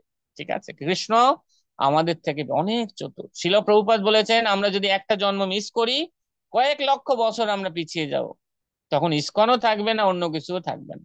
অতএব বি কেয়ারফুল, এই জন্মে ভগবত ধাম যাওয়ার চেষ্টা করতে হবে, তা না হলে এই আশা আমাদেরকে বাদ দিতে হবে। যদি ভগবান কৃপা করে স্বল্পমপিয়স্য ধর্মের কোনো মহৎ গৃহে জন্মগ্রহণ করায়, আমরা তো দেখছি কত বড় বড় বণিক গৃহে জন্মগ্রহণ করছে, কত কত বড় বড় লোকজন ভক্ত হচ্ছে, ভক্ত গৃহে পর্যন্ত ভক্তরা আসছে, তাকে বাবা মা বোঝাচ্ছে তুমি মাছ মাংস খাও, বাইরে পড়াশোনা, গায়ত্রী দীক্ষিত ভক্ত তার সন্তানকে বোঝাচ্ছে বাইরে চলাচল করো, কি করবা, খাও মাছ মাংস, কিছু করার নেই, যখন পরবর্তীতে বিয়ে থা করবা তখন তুমি ভালোভাবে ভক্তি করবা। ভক্তদের ছেলে মেয়ে দেখেন, কয়টা ছেলে মেয়ে ভালো ভক্ত হচ্ছে, কিছু মনে করবেন না। কিন্তু প্রভুপাদ আমাদেরকে বলেছেন তাদেরকে পূর্ণ কৃষ্ণ ভক্ত করে গড়ে তুলতে, কিন্তু পিতামাতা সুশিক্ষায় শিক্ষিত হয়নি, যার কারণে এই জিনিসটা হচ্ছে না। যাই হোক, প্রথম নামপ্রদ আমরা জানলাম। দ্বিতীয় 2 নম্বর নামপ্রদ, শিব ব্রহ্মা আদি দেবতাদের নাম ভগবানের নামের সমান বা তা থেকে স্বতন্ত্র বলে মনে করা। আমাদের প্রত্যেক যে সমস্ত দেবতা রয়েছে তাদের স্বরূপ সম্পর্কে আমাদের জানতে হবে। প্রত্যেক দেবতা বলতে 33 কোটি দেব দেবতা এমন নয় যাদেরকে আমরা চিনি জানি। যেমন আমরা জানি দুর্গা, কালী, এ হচ্ছে ভগবানের বহিরঙ্গা শক্তির প্রকাশ। অতএব তাদের স্থিতি যে তারা ভগবানের বহিরঙ্গা শক্তি, ব্যাস, ওটাই আমাকে জানতে হবে। এরপরে আমরা শিবের কথা জানি, যে ভগবানের যে 3 রকমের গুণ অবতার রয়েছে, এর প্রথম সত্যগুণের অবতার যিনি হচ্ছেন স্বয়ং বিষ্ণু, তিনি ভগবানেরই প্রকাশ বিগ্রহ বা ভগবানেরই এক প্রকাশ। এর মধ্যে হচ্ছে শিব। শিব হচ্ছেন ভগবান, কিন্তু মায়ার সঙ্গ করার দরুন তিনি বিকারগ্রস্ত হয়েছেন। যেমন দুধ হচ্ছেন কৃষ্ণ, তো দুধের মধ্যে মায়া, মানে এক ফোঁটা আমি দিয়ে লেবুর রস দিয়ে দিলাম, সাথে সাথে দুধটা কেটে দই হয়ে গেল। তো যখন মায়াতে ভগবান সৃষ্টি কার্য করবেন, তখন মায়ার প্রতি তিনি ঈক্ষণ করেন, তাকান মায়ার দিকে, ওই তাকালে তার চোখ থেকে যে জ্যোতি বের হয়ে ওই মায়ার সঙ্গে মিলিত হয় এবং মায়াতে গর্ভ সঞ্চার করে, এই জ্যোতিটাই হচ্ছে শিবলিঙ্গ বা শিব। আহ ভগবানই কিন্তু তিনি বিকার, অর্থাৎ দুধ থেকে দই হয়, দই থেকে কখনো আর পুনরায় দুধ হবে না, সে হচ্ছে শিব। অতএব এই তত্ত্বই আমাকে জানতে হবে, যেটা ব্রহ্ম সংহিতাতে ব্রহ্মাজি আমাদেরকে বলেছেন শিবের স্বরূপ সম্পর্কে। অতএব শিব তিনি জীব নন, আবার তিনি স্বয়ং ভগবানও নন, কিন্তু ভগবানের বিকারগ্রস্ত অবস্থা শিব, যিনি কিনা আমাদের রজগুণের অবতার, সরি তমগুণের যিনি হচ্ছেন রক্ষক। এবং ব্রহ্মাজির কথা বলা হয়েছে শাস্ত্রে, যে ব্রহ্মা হচ্ছে কোন ব্রহ্মাণ্ডের যিনি শ্রেষ্ঠ জীব, যদি এরকম কোন শ্রেষ্ঠ ব্যক্তি থাকে তাকে ব্রহ্মা পদ দেওয়া হয়। যদি কোনো ব্রহ্মাণ্ডে এই ধরনের কোনো জীব খুঁজে না পাওয়া যায়, তখন ভগবানই স্বয়ং তিনি ব্রহ্মা রূপে তিনি এই সৃষ্টি কার্য করেন। আমাদের এখানকার যিনি ব্রহ্মা তিনি হচ্ছেন জীব ব্রহ্মা, তিনি কিন্তু স্বয়ং ভগবান ব্রহ্মা নন। অন্য কোনো ব্রহ্মাণ্ডে যখন এই ব্রহ্মা হওয়ার মতো জীব খুঁজে পাওয়া যায় না, তখন ভগবান স্বয়ং সেখানে ব্রহ্মা রূপে থাকে। তা যে ব্রহ্মাণ্ডের ব্রহ্মা স্বয়ং ভগবান, তিনি ভগবত তত্ত্ব, বিষ্ণু তত্ত্ব, এবং যে ব্রহ্মাণ্ডের জীব ব্রহ্মা, তিনি হচ্ছেন জীব তত্ত্ব, তিনি হচ্ছেন রজগুণের আহ রক্ষক বা রজগুণের গুণ অবতার। তো এইভাবে আমাদের বিচার করা উচিত। তো এখানে বলা হচ্ছে শিব ব্রহ্মা এই দেবতাদের নাম ভগবানের নামের সমান। তারা কি ভগবানের সমান? শিব কি ভগবানের সমান না, ভগবান থেকে স্বতন্ত্র? তাও না, যার যার স্থিতি সেই রকম। এবং এক কথায় আমরা জানতে পারি, এই কথা বলতে পারি যে একেলা ঈশ্বর কৃষ্ণ, আর সব ভৃত্য, যারে জইছে না চায় সে তৈছে করেন। অতএব সবাই কৃষ্ণদাস, বৈষ্ণব বৈষ্ণবী বা ভগবানের অংশ প্রকার, যার যেমন স্থিতি তাকে সেই রকম সম্মান আমাদের করা উচিত। ভগবান থেকে তাদের আলাদাও করা উচিত না। অনেক কৃষ্ণ ভক্ত দেখছি কালী এদের নামে অনেক গালাগালি পর্যন্ত দেয়, আমার দেখা আছে। মূর্খ আহ এইরকম করছে, ধারণা করছে। আবার কি দেবতা পূজকদের ভাবে নিন্দা করছে। আবার অনেককে দেখা যায় যে আরে কালী যে কৃষ্ণ সে, শিব যে কৃষ্ণ সেইভাবে বর্ণনা দিচ্ছে। উভয়ই হচ্ছে এটা হরি নামের চরণে অপরাধী। তো আমাদের জানতে হবে সবাই কৃষ্ণের দাস, অথবা আমাদের জানতে হবে যার যেমন স্থিতি, যেমন শিবের স্থিতি অনুসারে শিব, ব্রহ্মার স্থিতি অনুসারে ব্রহ্মা, কালী দেবীর দুর্গা দেবীর স্থিতি অনুসারে তারা সেই রকম স্থিতি বুঝে তাদেরকে সেই রকম সম্মান করতে হবে, ব্যাস হয়ে গেল। তো এইটা আমাদের যেন কখনো আমরা না করি। তিনি শ্রী গুরুদেবকে অবজ্ঞা করা, শ্রী গুরুর অবজ্ঞা। আমরা যখন গুরু গ্রহণ করি, গুরুদেবকে কিন্তু আমরা বিচার করি যে গুরু হওয়ার যোগ্যতা তার আছে কিনা। আবার গুরুদেব শিষ্যকে বিচার করবেন, শিষ্য হওয়ার যোগ্যতা তার আছে কিনা। উভয় উভয়কে বিচার করে তারপর তাদের মধ্যে এক চমৎকার সম্বন্ধ স্থাপিত হবে। দীক্ষা কালে ভক্ত করে আত্মসমর্পণ, সেই কালে কৃষ্ণ তারে করে আত্মসম। অর্থাৎ আমাতে আর কৃষ্ণ ভেদ নাই যখন আমি দীক্ষা গ্রহণ করেছি। কারণ হচ্ছে কেন? কারণ ভগবানের নাম রূপ গুণ লীলা এবং ভগবানের পরিকর এ সব হচ্ছে অভিন্ন। অতএব আমি যদি আত্মসমর্পণ করি, তখন আমি কার হয়ে যাই? আমি কৃষ্ণের সম্পত্তি হয়ে যাই। অতএব কৃষ্ণ থেকে এটা এক অর্থে অভিন্ন একে বলা যায়। কিন্তু আমি কি, মূল বিষয় হচ্ছে আমি কি কৃষ্ণের সামনে আত্মসমর্পিত হয়েছি? গুরুদেবকে তো আমাকে আত্মসমর্পণ করতে বলেছেন, তা আমি কিন্তু আত্মসমর্পিত করিনি এখনো। কৃষ্ণ ভক্তি করতে গেলে আমরা ভাবি যে না এইটা তুই এইটা করি না, এইটা তো পারতেছি না, এইটা ধীরে ধীরে করি, বা এই জিনিসটা এখন আমার হবে না, কয়দিন পরে করবো। এই ধরনের চয়েস করার ক্ষমতা কি আমাদের আছে যখন আমরা দীক্ষা গ্রহণ করেছি? আছে এই ধরনের ক্ষমতা?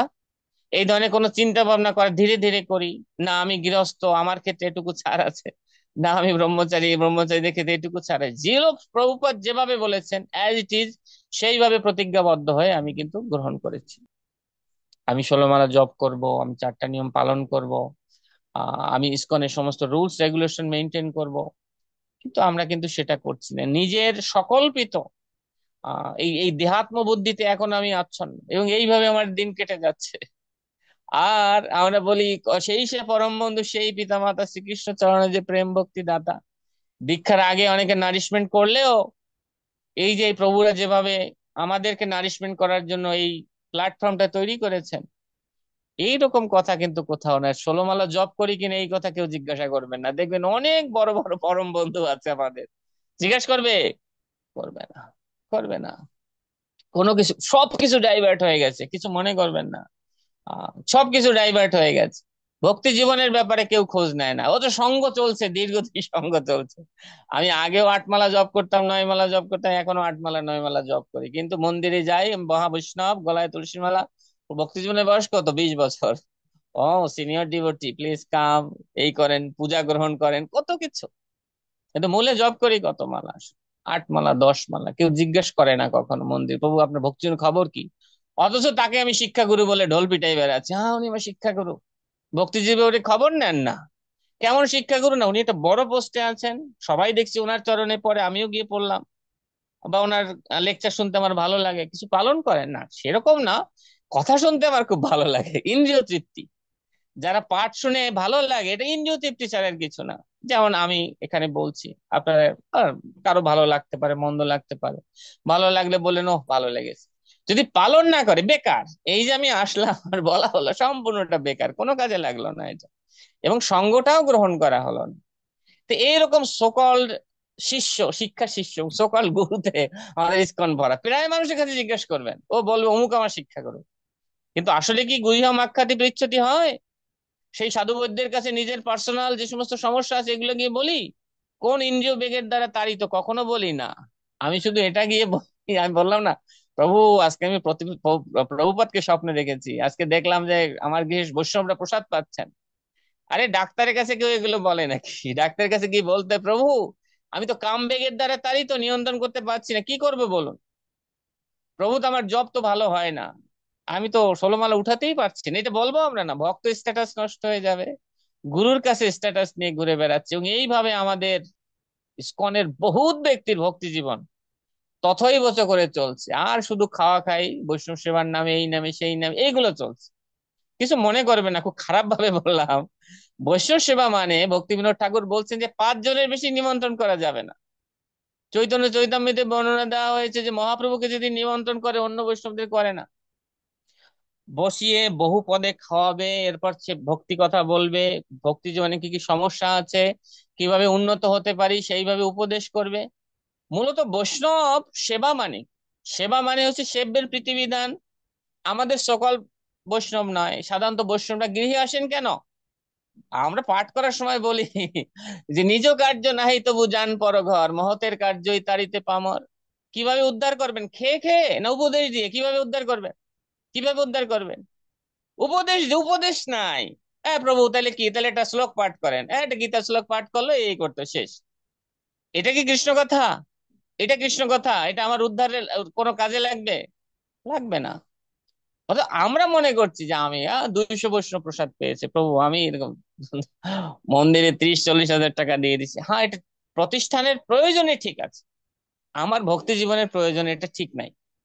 এটা ঠিক নাই, প্রতিষ্ঠানের প্রয়োজনে ঠিক আছে।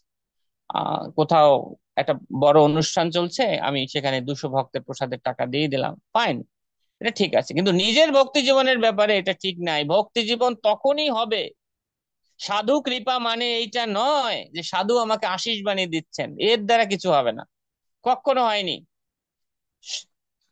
আমাদের কৃপা তখনই হবে, কৃপা করে তিনি বলবেন, আর আমি সেইটা নিজের জীবনে প্রয়োগ করবে, হচ্ছে কৃপা করে পাওয়া। উনি বলবেন আমি করব, উনি বলবেন আমি করব না, কৃপা হবে না। উনি বললেন না, আমি করলাম না, এর দ্বারাও কৃপা হবে না। কৃপাটা ওইভাবে আসে। আর সেই শক্তিটা, এই যে উনি বলবেন আর আমি পালন করবো, এই শক্তিটা কিভাবে পাবো? 3টা জিনিসের মাধ্যমে, ভক্তপদ জল, ভক্তপদ রেণু, ভক্ত উচ্ছিষ্ট। এই 3টা যে আমি খাবো, আমার গায়ে বল হবে। কি বল হবে? আমি বডি বিল্ডার হয়ে যাব। কি বল হবে? বল হবে হচ্ছে সেই সমস্ত কৃষ্ণ কথা পালন করার। দেখবেন অনেক সময় শুনলেও পালন করতে পারি না, সেটা যে শুনবো এবং এটা আমি পালন করার জন্য শক্তি অর্জন করব, সেইটাকে বলা হয়েছে এই 3 সাধনের মহাবল। সাধন মানে সাধন করলে সেই ক্ষেত্রে বল দেবে, এমনি এমনি এটা আমাকে কিন্তু বল প্রদান করবে না কখনো। আমি কি বোঝাতে পারছি? আমরা অনেক সময় মনে করি উচ্ছিষ্ট নিয়ে টানাটানি, চরণধুলি দিয়ে টানাটানি, আর কথা পালন করার ব্যাপারে একদম কিছুই না। আরে যা, ঠিক আছে ওই তো পদধূলি নিলাম প্রভু, পদধূলি নিলাম, কিন্তু উচ্ছিষ্ট দেন কিন্তু, হ্যাঁ। কিন্তু কখন বল দিবে? যখন সাধনা করার চেষ্টা করব, এ 3 সাধনের মহাবল। তা না হলে তো যারা ব্যায়াম করে এরা এই সাধুদের চরণধুলি খেয়ে খেয়ে বডি বিল্ডিং করতে পারতো, তাই নয় কি? কিন্তু না, এটা এমন মনে আমি চুপ করে বসে থাকবো আর এই বসে বসে চরণ জল খাওয়ার আমি উন্নত হব, কখনো না। সাধু কৃষ্ণ কথা কৃপা করে বলবেন, এই জন্যই তিনি সাধু ব্যক্তি পতিত, আমার ন্যায় পতিত ব্যক্তির গৃহে নিমন্ত্রণ গ্রহণ করেন শুধুমাত্র কৃষ্ণ কথা শ্রবণ করানোর জন্য। সেখানে অন্য কোনো প্রসঙ্গ থাকবে না। এবং অবশ্যই সাধু ব্যক্তি গৃহে আসার আগে রান্না বান্না শেষ করতে হবে। কেননা সে মাতাজি কোথায়, মাতাজি রান্না করে দৌড়ায়। প্রভু কোথায়, প্রভু হচ্ছে যে বাজারে দৌড়ায়। কেন আমাকে ভোজন করাবে, 8, 10, 15, 20 পদে ভোজন করাবে? না, এগুলো আমাদের মুখ্য উদ্দেশ্য নয়। বৈষ্ণবকে অবশ্যই আমি ভোজন করাবো, কিন্তু মুখ্য থাকতে হবে সেখানে কৃষ্ণ কথা, যার সঙ্গ প্রভাবে আমি আমার জীবনে পালন করতে পারবো। তো যাই হোক, গুরুর অবজ্ঞা আমরা যেটা বলছিলাম, তো আমি যদি গুরুদেব প্রদত্ত নিয়মগুলো যদি পালন না করি, দেন নিঃসন্দেহে সেটা গুরুর অবজ্ঞা। ভক্তগৃহী ভক্তরা টিভি দেখছে, এখনো দেখছে না? টিভি দেখছে না? টিভি দেখছে, উল্টাপাল্টা ফেসবুক দেখছে, কি বলা যায়, খেলা দেখছে। ভক্তরা ইভেন খেলা নিয়ে কমেন্টস পর্যন্ত করে। ক্রিকেট খেলা দেখে, ফুটবল খেলা দেখে। এগুলো ইসকনে নিষিদ্ধ, কিন্তু তারা কিন্তু সেগুলো করছে। তো অতএব এগুলো গুরুর অবজ্ঞা, নিঃসন্দেহে। গুরুর অবজ্ঞা নয় কি? তারপর হচ্ছে এটা নিশান দ্রব্যের মধ্যে পড়ে। অবৈধ স্ত্রী সঙ্গের ব্যাপারে আমরা সতর্ক নই। যার যেটা কর্তব্য নয় সে সেটা করছে। আমরা আমাদের স্ত্রী সঙ্গের ব্যাপারে, স্ত্রী লোকেদের সঙ্গে ভক্তি জীবনের প্রচার কার্যেও তাদের সঙ্গে সঙ্গের ব্যাপারে আমাদের সবার অত্যন্ত সতর্ক। এটা আমাদের থাকা উচিত বা ইয়া করা উচিত, তো সেই বিষয়ে আমাদের খেয়াল করা প্রয়োজন। তা না হলে এটা গুরুর অবজ্ঞা হয়ে যাবে। 16 মালা জপ যদি আমরা ঠিক মতো না করি, প্রসাদ ছাড়া যদি আমরা অন্য কোনো কিছু খাই, অ্যাভেলেবেল আমরা খাচ্ছি, ভেজিটেবল ভেজিটেরিয়ান দেখে ভগবানকে নিবেদন না করে অ্যাভেলেবেল ফল এটা সেটা পেলেই গপাগপ কিন্তু আমরা খেয়ে নিচ্ছি। তো এই বিষয়ে আমাদের কিন্তু খুব সতর্ক এটা থাকতে হবে, যে বাইরের প্রসাদ ভিন্ন অন্য কোনো কিছু যেন আমরা গ্রহণ না করি। তো এই শিব গুরুর অবজ্ঞা চান। প্রথমটা হচ্ছে সাধু নিন্দা করা, যে সমস্ত ভক্ত ভগবানের দিব্য নাম প্রচারে নির্দিষ্ট উচ্চতা নিন্দা করা, শিব আদি দেবতার নাম ভগবানের নামে সমান বা তা থেকে স্বতন্ত্র বলে মনে করা, শ্রী গুরুদেবকে অবজ্ঞা করা। 4, বৈদিক শাস্ত্রের অনুগামী শাস্ত্রের নিন্দা করা। বৈদিক শাস্ত্র বলতে আমরা বেদ, চতুর্বেদকে বুঝি, শ্রীমদ্ ভাগবতম বুঝি, 18খানা পুরাণ বুঝি ইত্যাদি। এবং বেদ অনুগামী শাস্ত্র কোনগুলো? যে যে সমস্ত বিষয়াবলী সরাসরি আমাদের বৈষ্ণবীয় তত্ত্বের সঙ্গে মিল নেই, কিন্তু সাধারণ মানুষকে ধীরে ধীরে উন্নত করার জন্য সেগুলো প্রবর্তন করা হয়েছে। এর মধ্যে বাইবেল আছে, কোরআন আছে এবং অন্যান্য যা কিছু আছে, এগুলো সরাসরি বেদ নয়, কিন্তু ঠিক বৈদিক পথে জীবেদেরকে নিয়ে আসার জন্য এই সমস্ত গ্রন্থাদি ভগবান কর্তৃক কোনো মহাপুরুষ তিনি এটা প্রবর্তন করে গেছেন। অতএব সেই সমস্ত গ্রন্থেরও নিন্দা কখনো যেন আমরা না করি। বৈদিক শাস্ত্র যেমন বিভিন্ন জায়গায় কালী পূজার কথা বর্ণনা দেওয়া রয়েছে, বলি দেওয়ার কথা বর্ণনা দেওয়া হয়েছে, আমরা যেন কোনো লেকচার দিতে গিয়ে বা অন্য কোনো ভাবে যেন সেগুলো নিন্দা মন্দ আমরা গেয়ে না বসি। আমার 1 মিনিট সময় আছে, তো আমি 5 মিনিট সময় বেশি নিচ্ছি। তো এই বিষয়ে আমাদের আপনি আরো 20 মিনিট বলবেন। হ্যাঁ প্রভু। আরো 20 মিনিট বলবেন। ওকে, ঠিক আছে, অসংখ্য ধন্যবাদ। তো এই বিষয়ে আমাদের খেয়াল রাখতে হবে যে আমরা যেন বৈষ্ণবীয় শাস্ত্র, যেমন বৈষ্ণব বিরুদ্ধ কোনো কথা আসলেই আমরা নিন্দা করতে থাকি। বলি দেওয়ার বিষয়ে আমরা নিন্দা করি। প্রভুপাদ কিন্তু বলির বিষয়ে কোনো নিন্দা করেননি, তিনি বলেছেন হ্যাঁ, তাদের জন্য এই পন্থা কিন্তু বিধান করা হয়েছে যে শ্মশানে তারা এইভাবে বলি দেবে, এবং ধীরে ধীরে এই প্রক্রিয়ার মাধ্যমে তারা আহ ধীরে ধীরে উন্নত হবে তাদের জীবন, এইভাবে বর্ণনা দেওয়া রয়েছে। বৈদিক শাস্ত্র অনুগামী শাস্ত্রের নিন্দা করা। আহ, 5 হচ্ছে হরে কৃষ্ণ মহামন্ত্র উচ্চারণ করার মাহাত্ম্যকে কাল্পনিক বলে মনে করা। আমরা অনেক সময় আহ ভগবানের নামের যে মহিমা কীর্তন করা হয়েছে, একবার নাম নিলে যত পাপ হরে ততকেই সাধ্য নাই তত পাপ করে, এই সমস্ত প্রসঙ্গ, এবং হরি নামের আরো মহিমা দেওয়া হয়েছে যে মানুষ যা কিছুই করুক, হরি নামের মাধ্যমে কিন্তু তার সমস্ত পাপ একদম বিলীন হয়ে যায়। অনেক সময় মানুষ ভাবে এত কিছু করলো, আরে সামান্য একটু হরে কৃষ্ণ বললাম নি পাপ নষ্ট হয়ে যাবে। আমাদের কিন্তু অনেকেরই হরিনামের ব্যাপারে কিন্তু কোনো ইয়া নেই, মানে মাহাত্মের ব্যাপারে কিন্তু কোনো, যেমন ইভেন শ্রীমান মহাপ্রভু বলেছেন, ইহা হইতে সর্বসিদ্ধি হইবে সবার, সর্বক্ষণ বল হইতে বিধি নাহি আর। এই হরিনামের ব্যাপারে আমাদের পরিপূর্ণ নিষ্ঠা নেই। আমরা দেখি এখনো বিভিন্ন জায়গায় গমন করা। তারপর হচ্ছে যে ইদানিং আমাদের ইসকনে যজ্ঞের খুব প্রভাব। একটা কিছু হলেই সেখানে যজ্ঞ করার একটা প্রবণতা কাজ করে। প্রভুপাদের সময় শুধুমাত্র দীক্ষার ক্ষেত্রে, বিবাহের ক্ষেত্রে এবং অন্যান্য কয়েকটা ক্ষেত্রে শুধুমাত্র যজ্ঞ করা হতো, কিন্তু আমরা এখন দেখছি যে যজ্ঞের খুব প্রভাব। ইভেন যজ্ঞ মন্ত্র যখন উচ্চারণ করা হয় তখন বলা হয় হরি নাম আস্তে করেন, এটা খেয়াল করেছেন কিনা আপনারা আমি জানি না। এটা মহা অপরাধ। হরিনাম মহামন্ত্র, সমগ্র মন্ত্রের রাজাধিরাজ। রাজাকে যদি বলে যে মহারাজ আপনি চুপ করুন, আমার এখন সেনাপতি কথা বলবে, কেমন লাগবে এটা? কেমন লাগবে এটা? তো এরকম আমি দেখছি ইসকনে অনেক ভক্ত এরকম আছে, মন্ত্র উচ্চারণ করবে বা অন্যান্য কিছু। হ্যাঁ, আপনি মন্ত্র উচ্চারণ করুন, আপনি ব্রাহ্মণ যা কিছু রয়েছে করুন, কিন্তু হরিনামকে আস্তে করে করতে বলে। হরিনাম আহ, এবং হরিনামের মাধ্যমে যে সমস্ত সিদ্ধি হবে সে ব্যাপারে অনেকেরই কিন্তু আহ পূর্ণ নিষ্ঠা নেই। তার হরিনাম ভিন্ন আরো বিভিন্ন পন্থাকে কিন্তু আমরা ধীরে ধীরে আমরা দেখছি ইসকনে যে আমরা এগুলো গ্রহণ করে নিচ্ছি, যেটা কিন্তু সম্পূর্ণ ভক্তি বিরোধী। এই জন্য হরিনামের যে সমস্ত মাহাত্ম্য শাস্ত্রে বর্ণনা করা হয়েছে, যেরকমই বর্ণনা থাক, অবশ্যই আমার সেই নামের মহিমার প্রতি পূর্ণ বিশ্বাস এটা আমার রাখতে হবে। কেননা নাম আর নামই হচ্ছে নভিন্ন। চৈতন্য মহাপ্রভু বলছেন নাম নামকারী বহুধা, নিজ সর্বশক্তি তার পিতা।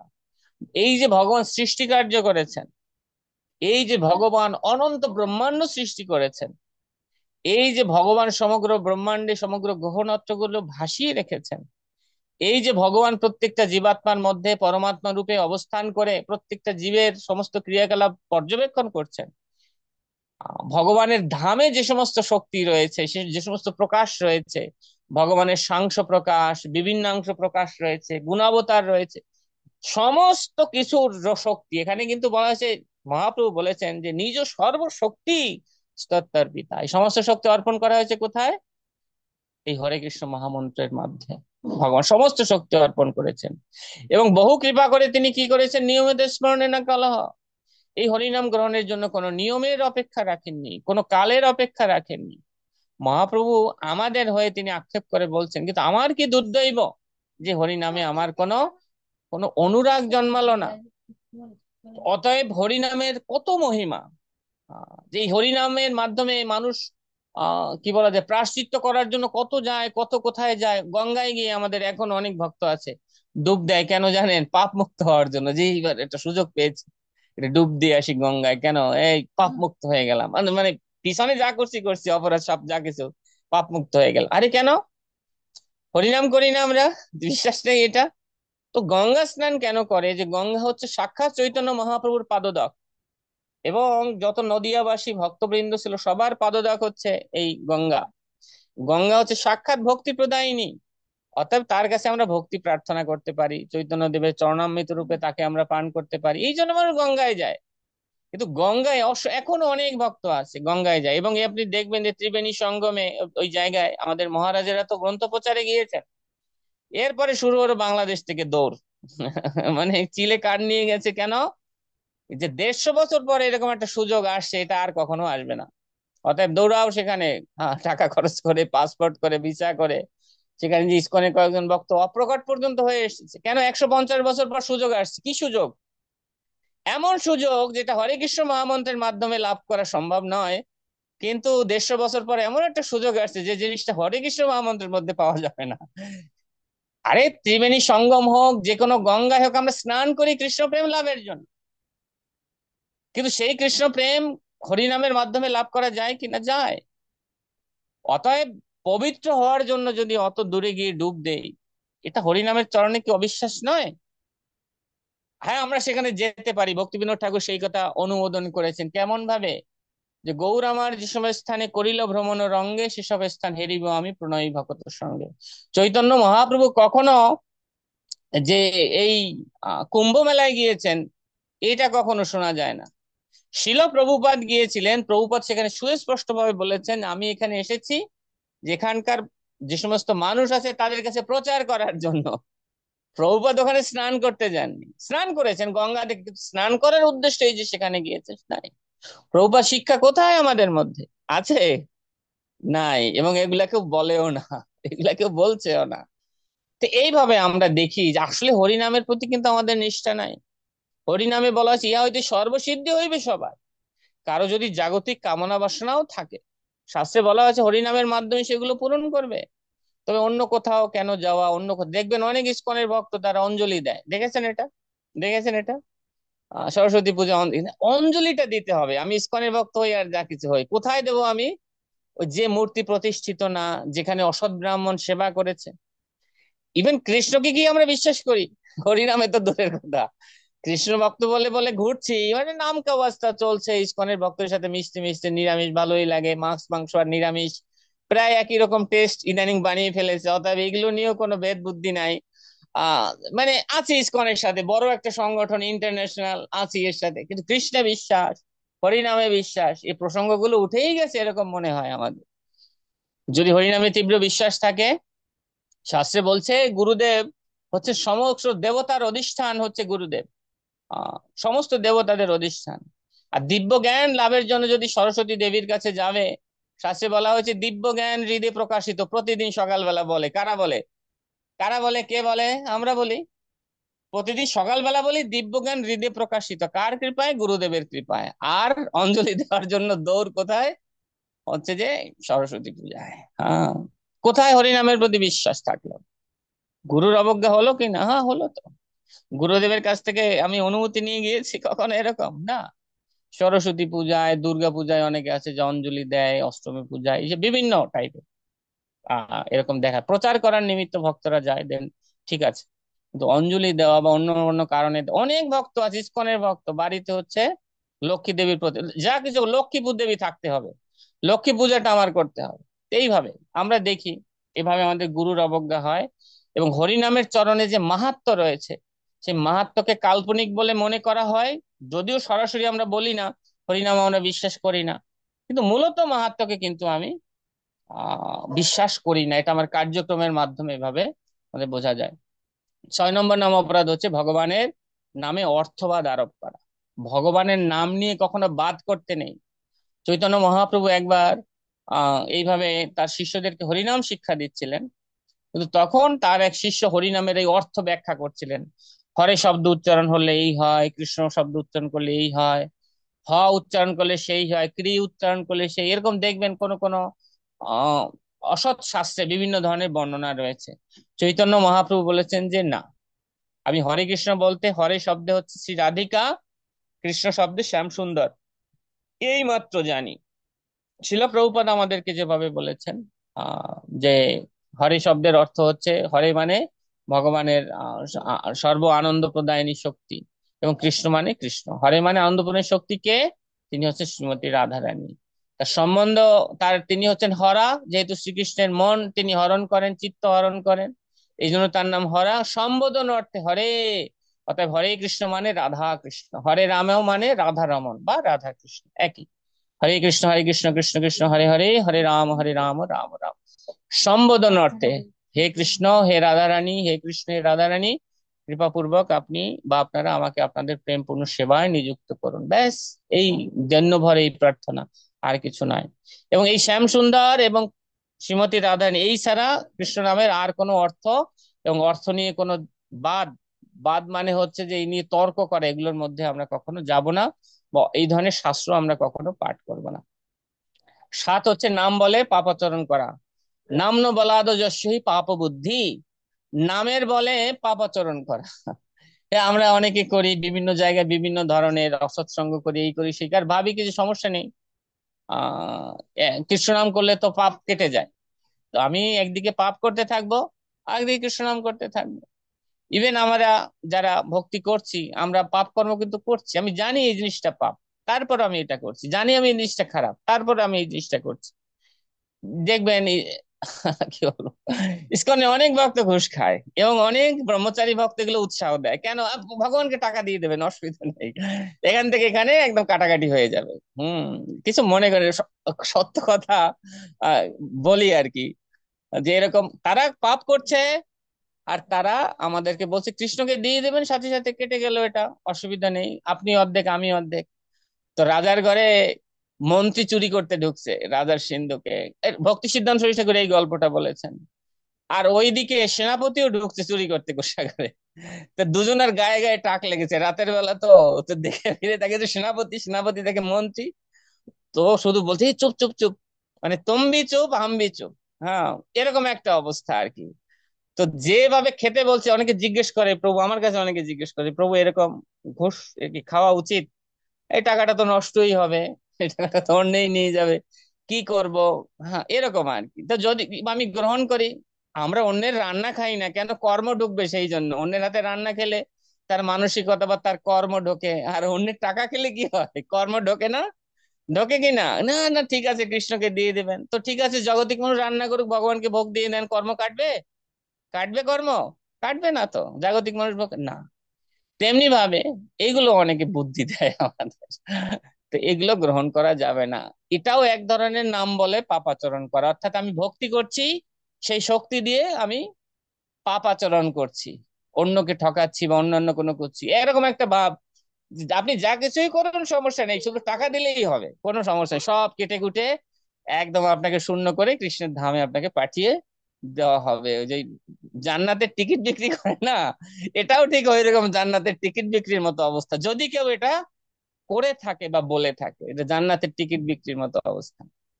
আমি অধিক কিছু না বলি। তো এইরকম নাম বলে পাপাচরণ যদি আমরা করি, আমার কর্ম কিন্তু আমাকেই নিতে হবে ভাই। এবং এই কর্ম কতদিনে কাটবে, কাটানো যাবে, তার হিসাব নিকাশ সেটা বলা যায় না। আমি যার কারোটা খেলে অবশ্যই তার কর্মটা আমার মধ্যে আসবে নিঃসন্দেহে। নাম বলে পাপাচরণ করা। 8 হচ্ছে হরে কৃষ্ণ মহামন্ত্র কীর্তন করাকে বৈদিক কর্মকাণ্ডে বর্ণিত পুণ্য কর্ম বলে মনে করা। হরে কৃষ্ণ মহামন্ত্র, এই যেমন আমরা বললাম যে কোনো যজ্ঞ হচ্ছে বা অন্যান্য কোথাও হচ্ছে, সেখানে হরে কৃষ্ণ মহামন্ত্রকে বাদ দিয়ে বলে এখন হরে কৃষ্ণ মন্ত্র করা যাবে না, এখন মন্ত্র উচ্চারণ হবে, এখন এই হবে ওই হবে, কিন্তু কি, দেখা গেল একটা শ্রাদ্ধ, দেখা গেল যে একটা অন্নপ্রাশন, দেখা গেল একটা ইয়া, তো এইগুলো হচ্ছে, এই মন্ত্র উচ্চারণ করতে গিয়ে হরিনামকে বাদ দিয়ে দিচ্ছে, তার মানে কি, ওটা একটা পুণ্য কর্ম, ওটা একটা কি বলা যায়, একটা কর্মকাণ্ডীয় কর্ম, ওটা কর্মকাণ্ডীয় কর্ম, বৈষ্ণবদের জন্য নিষিদ্ধ, কিন্তু তারপরও কর্মকাণ্ড করা হচ্ছে, বৈষ্ণবী পন্থাই করা হচ্ছে ধরলাম, কিন্তু সেখানে হরিনামকে তার সঙ্গে তুলনা করা, যে এটা হবে হরিনাম হবে না, হরিনাম হবে সেটা হবে না, কিন্তু তুলনা করা এটা ঠিক না। অথবা হরিনামকে বিভিন্ন পুণ্য কর্মের সঙ্গে তুলনা করা, সেটা আমাদের ঠিক না। সর্বাবস্থায় হরিনাম হচ্ছেন মহারাজাধিরাজ, সমস্ত কর্মের, সমগ্র কি বলা যায়, মন্ত্রের মধ্যে তিনি হচ্ছেন শ্রেষ্ঠ। তো এই জ্ঞানে আমাদের করা উচিত। এবং কখনো হরিনামকে আমরা আমাদের মধ্যে অনেক ভক্ত প্রচার করে এইভাবে, হয়তো উৎসাহ দেওয়ার জন্য করে, কিন্তু প্রচারটা ঠিক নাই। যে আপনি যত জব করবেন ব্যাংকে শুধু জমা হইতেই থাকবে, হ্যাঁ ব্যাংকে জমা হইতেই থাকবে, এবং দেখবেন একদিন আপনার অ্যাকাউন্ট কত বড় হয়। কোনোদিনও এটা ঘটবে না, কোনোদিনও হবে না। আপনি লক্ষ্য নাম করলাম, কিন্তু আমি অনবদনতার সহিত জব করলাম, ভগবান সেটা গ্রহণ করবেন না। আর আমি 2 বেলা জব করলাম, কিন্তু খুব ভালোভাবে করলাম, কৃষ্ণ কোনটা গ্রহণ করবে? কোনটা গ্রহণ করবে? কৃষ্ণ, কৃষ্ণ গ্রহণ করবেন হচ্ছেন শুদ্ধ হরিনামটা। আমি হরিনাম করছি, ভক্তিবিনোদ ঠাকুর এইটা বর্ণনা দিচ্ছেন, অনবদনতার সহিত হরিনাম করাটা কি, যে আমি হরিনাম করছি মানে কাউকে ডাকছি, ও সুবল কানাই প্রভু, ও সুবল কানাই প্রভু। প্রভু যখন এলেন তখন আমি অন্যমনস্ক হয়ে পড়ছি, না আমার তো এটা দরকার, তা আমি কোথায় যাব, কালকে তো আমার অফিস আছে, এই সেই। তো উনি কি জিনিসটা ভালোভাবে নিবেন? নিবেন এটা? এইটা হচ্ছে অনবদনতার সহিত হরিনাম। আমি লক্ষ্য নাম করলাম, আর মানুষের কাছে এসে বললেন প্রভু আমি তো লক্ষ্য নাম জপ করছি, প্রভু আমি তো 32 মালা করি, ফলাফল কি? ফলাফল কি? তো এই জন্য এটা হচ্ছে যে আমরা এটাকে কখনো ব্যাংকে টাকা জমানোর মতো বলবো না, আমরা বলবো যে খুব দৈন্য ভরে, যে আমি আসলে আমার হরিনাম হয় না, আমি বারবার চেষ্টা করি, নিজের মনের সঙ্গে ফাইট করতে থাকি, মন চলে যায় ধরে নিয়ে আসি, চলে যায় ধরে নিয়ে আসি। কৃষ্ণ এটাকে পর্যন্ত শুদ্ধ নাম বলেছেন, যে না সেটাও শুদ্ধ নাম, যে সে বারবার ধরে আনতে চেষ্টা করছে। কিন্তু যে হরিনাম করার সময় গল্প টল্প দিয়ে ঘুরে ফিরে এই প্রকৃতি এই সেই ওই সেই বিভিন্ন কিছু দর্শন করতে করতে একসময় হঠাৎ দেখলো যে তার 16 মালা জপ শেষ, বাহ, আমার তো 16 মালা শেষ হয়ে গেল। কোটি জন্ম করে যদি নাম সংকীর্তন তবু নাই পায় কৃষ্ণ পদে প্রেম ধন। তো কৃষ্ণ প্রেম যদি কেউ চায়, সিরিয়াসলি আমাকে এটা করতে হবে। এবার 9 নম্বর নাম অপরাধ। তোমার যে সমস্ত নামকে ভগবানের পূর্ণ কর্মের সঙ্গে আহ শ্রদ্ধাহীন শ্রদ্ধাহীন ব্যক্তি 9 নম্বর নাম অপরাধ কি তোমার কাছে? শ্রদ্ধাহীন ব্যক্তিকে ভগবানকে অধ্যায়ন ব্যক্তি, এইটা খুব গুরুত্বপূর্ণ একটা বিষয়। শ্রদ্ধাহীন ব্যক্তিকে হরিনামের মহিমা সম্পর্কে প্রকাশ করা। শ্রদ্ধাহীন মানে যাদের হরিনামে বিশ্বাস নেই। তো আমার হরিনামে বিশ্বাস নেই, পালক গৌর প্রভু আমাকে বলছে যে প্রভু হরিনাম করুন, আপনি কি জানেন একবার হরিনাম নিলে যত পাপ করে পাতকির সাধ্য নাই তত পাপ করে, উনি প্রচার করছেন। আমি এটা গালি দিয়ে উঠলাম, উনি প্রচার না করলে কিন্তু হরিনাম নিয়ে আমি গালি দিতাম না। দিতাম কি? দিতাম না। যেহেতু বলে আরে যান যান আপনার নাম নিয়ে, মানুষ কত খারাপ কর্ম করছে, কত কি করছে, একবার নাম নিলে অমনি সে উদ্ধার হয়ে যাবে, এই সমস্ত ফালতু কথা বাদ দে। বললাম আমি এরকম ভাবে, আমি যে এই হরিনাম, হরিনামের মহিমা এবং সেই গ্রন্থ সম্পর্কে এই ধরনের নেগেটিভ মন্তব্য করলাম, এটা কিন্তু তার প্রচারের জন্যই করলাম। অতএব তিনি এটা শুনলেন, কারণ এটা শ্রবণ করাটাও অপরাধ। আর আমি বললাম আমিও অপরাধ। এই অপরাধগুলো সংগঠিত হলো কেন? এই মহিমা বলার জন্য। তো শিল প্রভুপাদ অনেক কৃপালু, ভগবানের ভক্তরাও অনেক কৃপালু, তারা এগুলো জেনেও চেষ্টা করে সাধারণ মানুষ আমরা যারা আছি আমাদেরকে উদ্ধার করার জন্য। কিন্তু যিনি শ্রদ্ধাহীন তাকে বলে কোনো লাভ নেই, কারণ সে তর্কই করবে। আর যে একটু কোমল শ্রদ্ধা আছে যার, তার কাছে এটা বলা যায়, কিন্তু মহিমা বলা যাবে না। কারণ কোমল শ্রদ্ধা ব্যক্তি হয়তো হরিনাম করুন, আমাদের তো নাম করা উচিত যেহেতু আমরা ভগবানের দাস, এটা শুনবে। কিন্তু যখন আমি একটা কঠিন মহিমা বলবো, একবার নাম নিলে যত পাপ হরে, সাথে সাথে তিনি নাক সিটকে ফেলবেন। এই জন্য ভগবানের মহান ভক্ত হিসাবে আমরা যারা কোমল শ্রদ্ধাবান তাদের কাছে আমরা প্রচার করব। কিন্তু যারা হচ্ছে একেবারে অবিশ্বাসী, আমরা বলতে পারি তাদের কাছে প্রচার করতে দোষ কি? দোষ হচ্ছে এইটা যে যিনি অবিশ্বাসী তিনি তো আপনার কথা কোনো ক্রমেই শুনবেন না।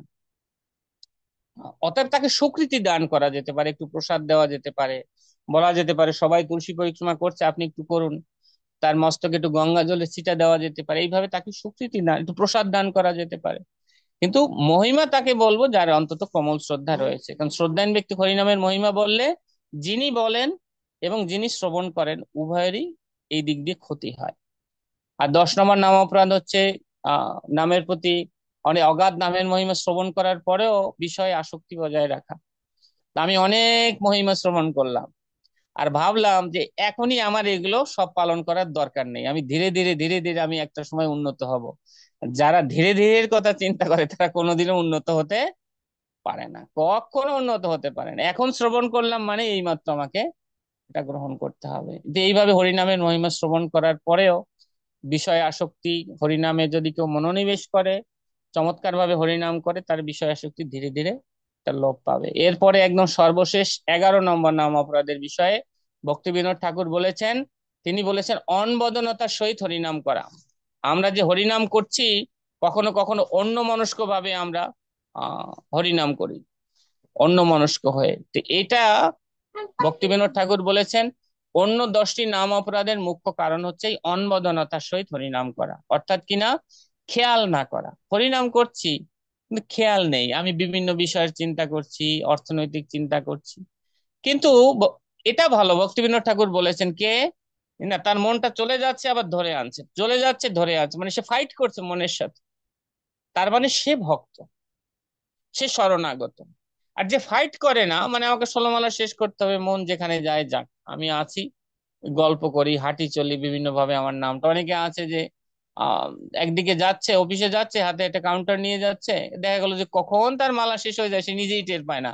হঠাৎ তাকিয়ে দেখে আরে এ তো 1700 বা 17,028 বার হয়ে গেছে, মানে 17 মালা জপ হয়ে গেল আমার। মানে সেই জানে না যে কখন তার জব শেষ হয়ে গেল, তা কি জবটা হলো। তো এই ধরনের জব করলে সমস্যা কি, যে ওই ধরনের জব করার একটা অভ্যাস হয়ে যায়, মনোনিবেশ সহকারে জব না করার অভ্যাস। এটা খুব ভয়ঙ্কর। যখন হরিনাম করবো তখন হরিনামই করব, যখন অন্য কাজ করব, অন্য কারোর সঙ্গে কথা বলবো, পিচিং করবো, মালাটা রেখে দেবো। এই অভ্যাসটা আমার দৃঢ়ভাবে করা প্রয়োজন। আহ তো যাই হোক, আমার নিজেরই হরিনামে ওই ধরনের বিশ্বাস নিষ্ঠা নেই। আপনারা বৈষ্ণব, আপনাদের আশীর্বাদে হয়তোবা সেই ধরনের নিষ্ঠা কখনো কখনো আসতে পারে। তো 9টা 40 বেজে গেছে, অনেক রাত হয়ে গেছে। চেষ্টা করলাম আমি আসলে 10 দিন নাম অপরাধের জন্য অন্তত 2-3 দিন যদি থাকে আরো বিস্তার বা বিস্তারিত করে করা যায়। তো যাই হোক, আমি চেষ্টা করলাম আমার যতটুকু গুরু কৃষ্ণের কাছ থেকে, বৈষ্ণবদের কাছ থেকে জেনেছি,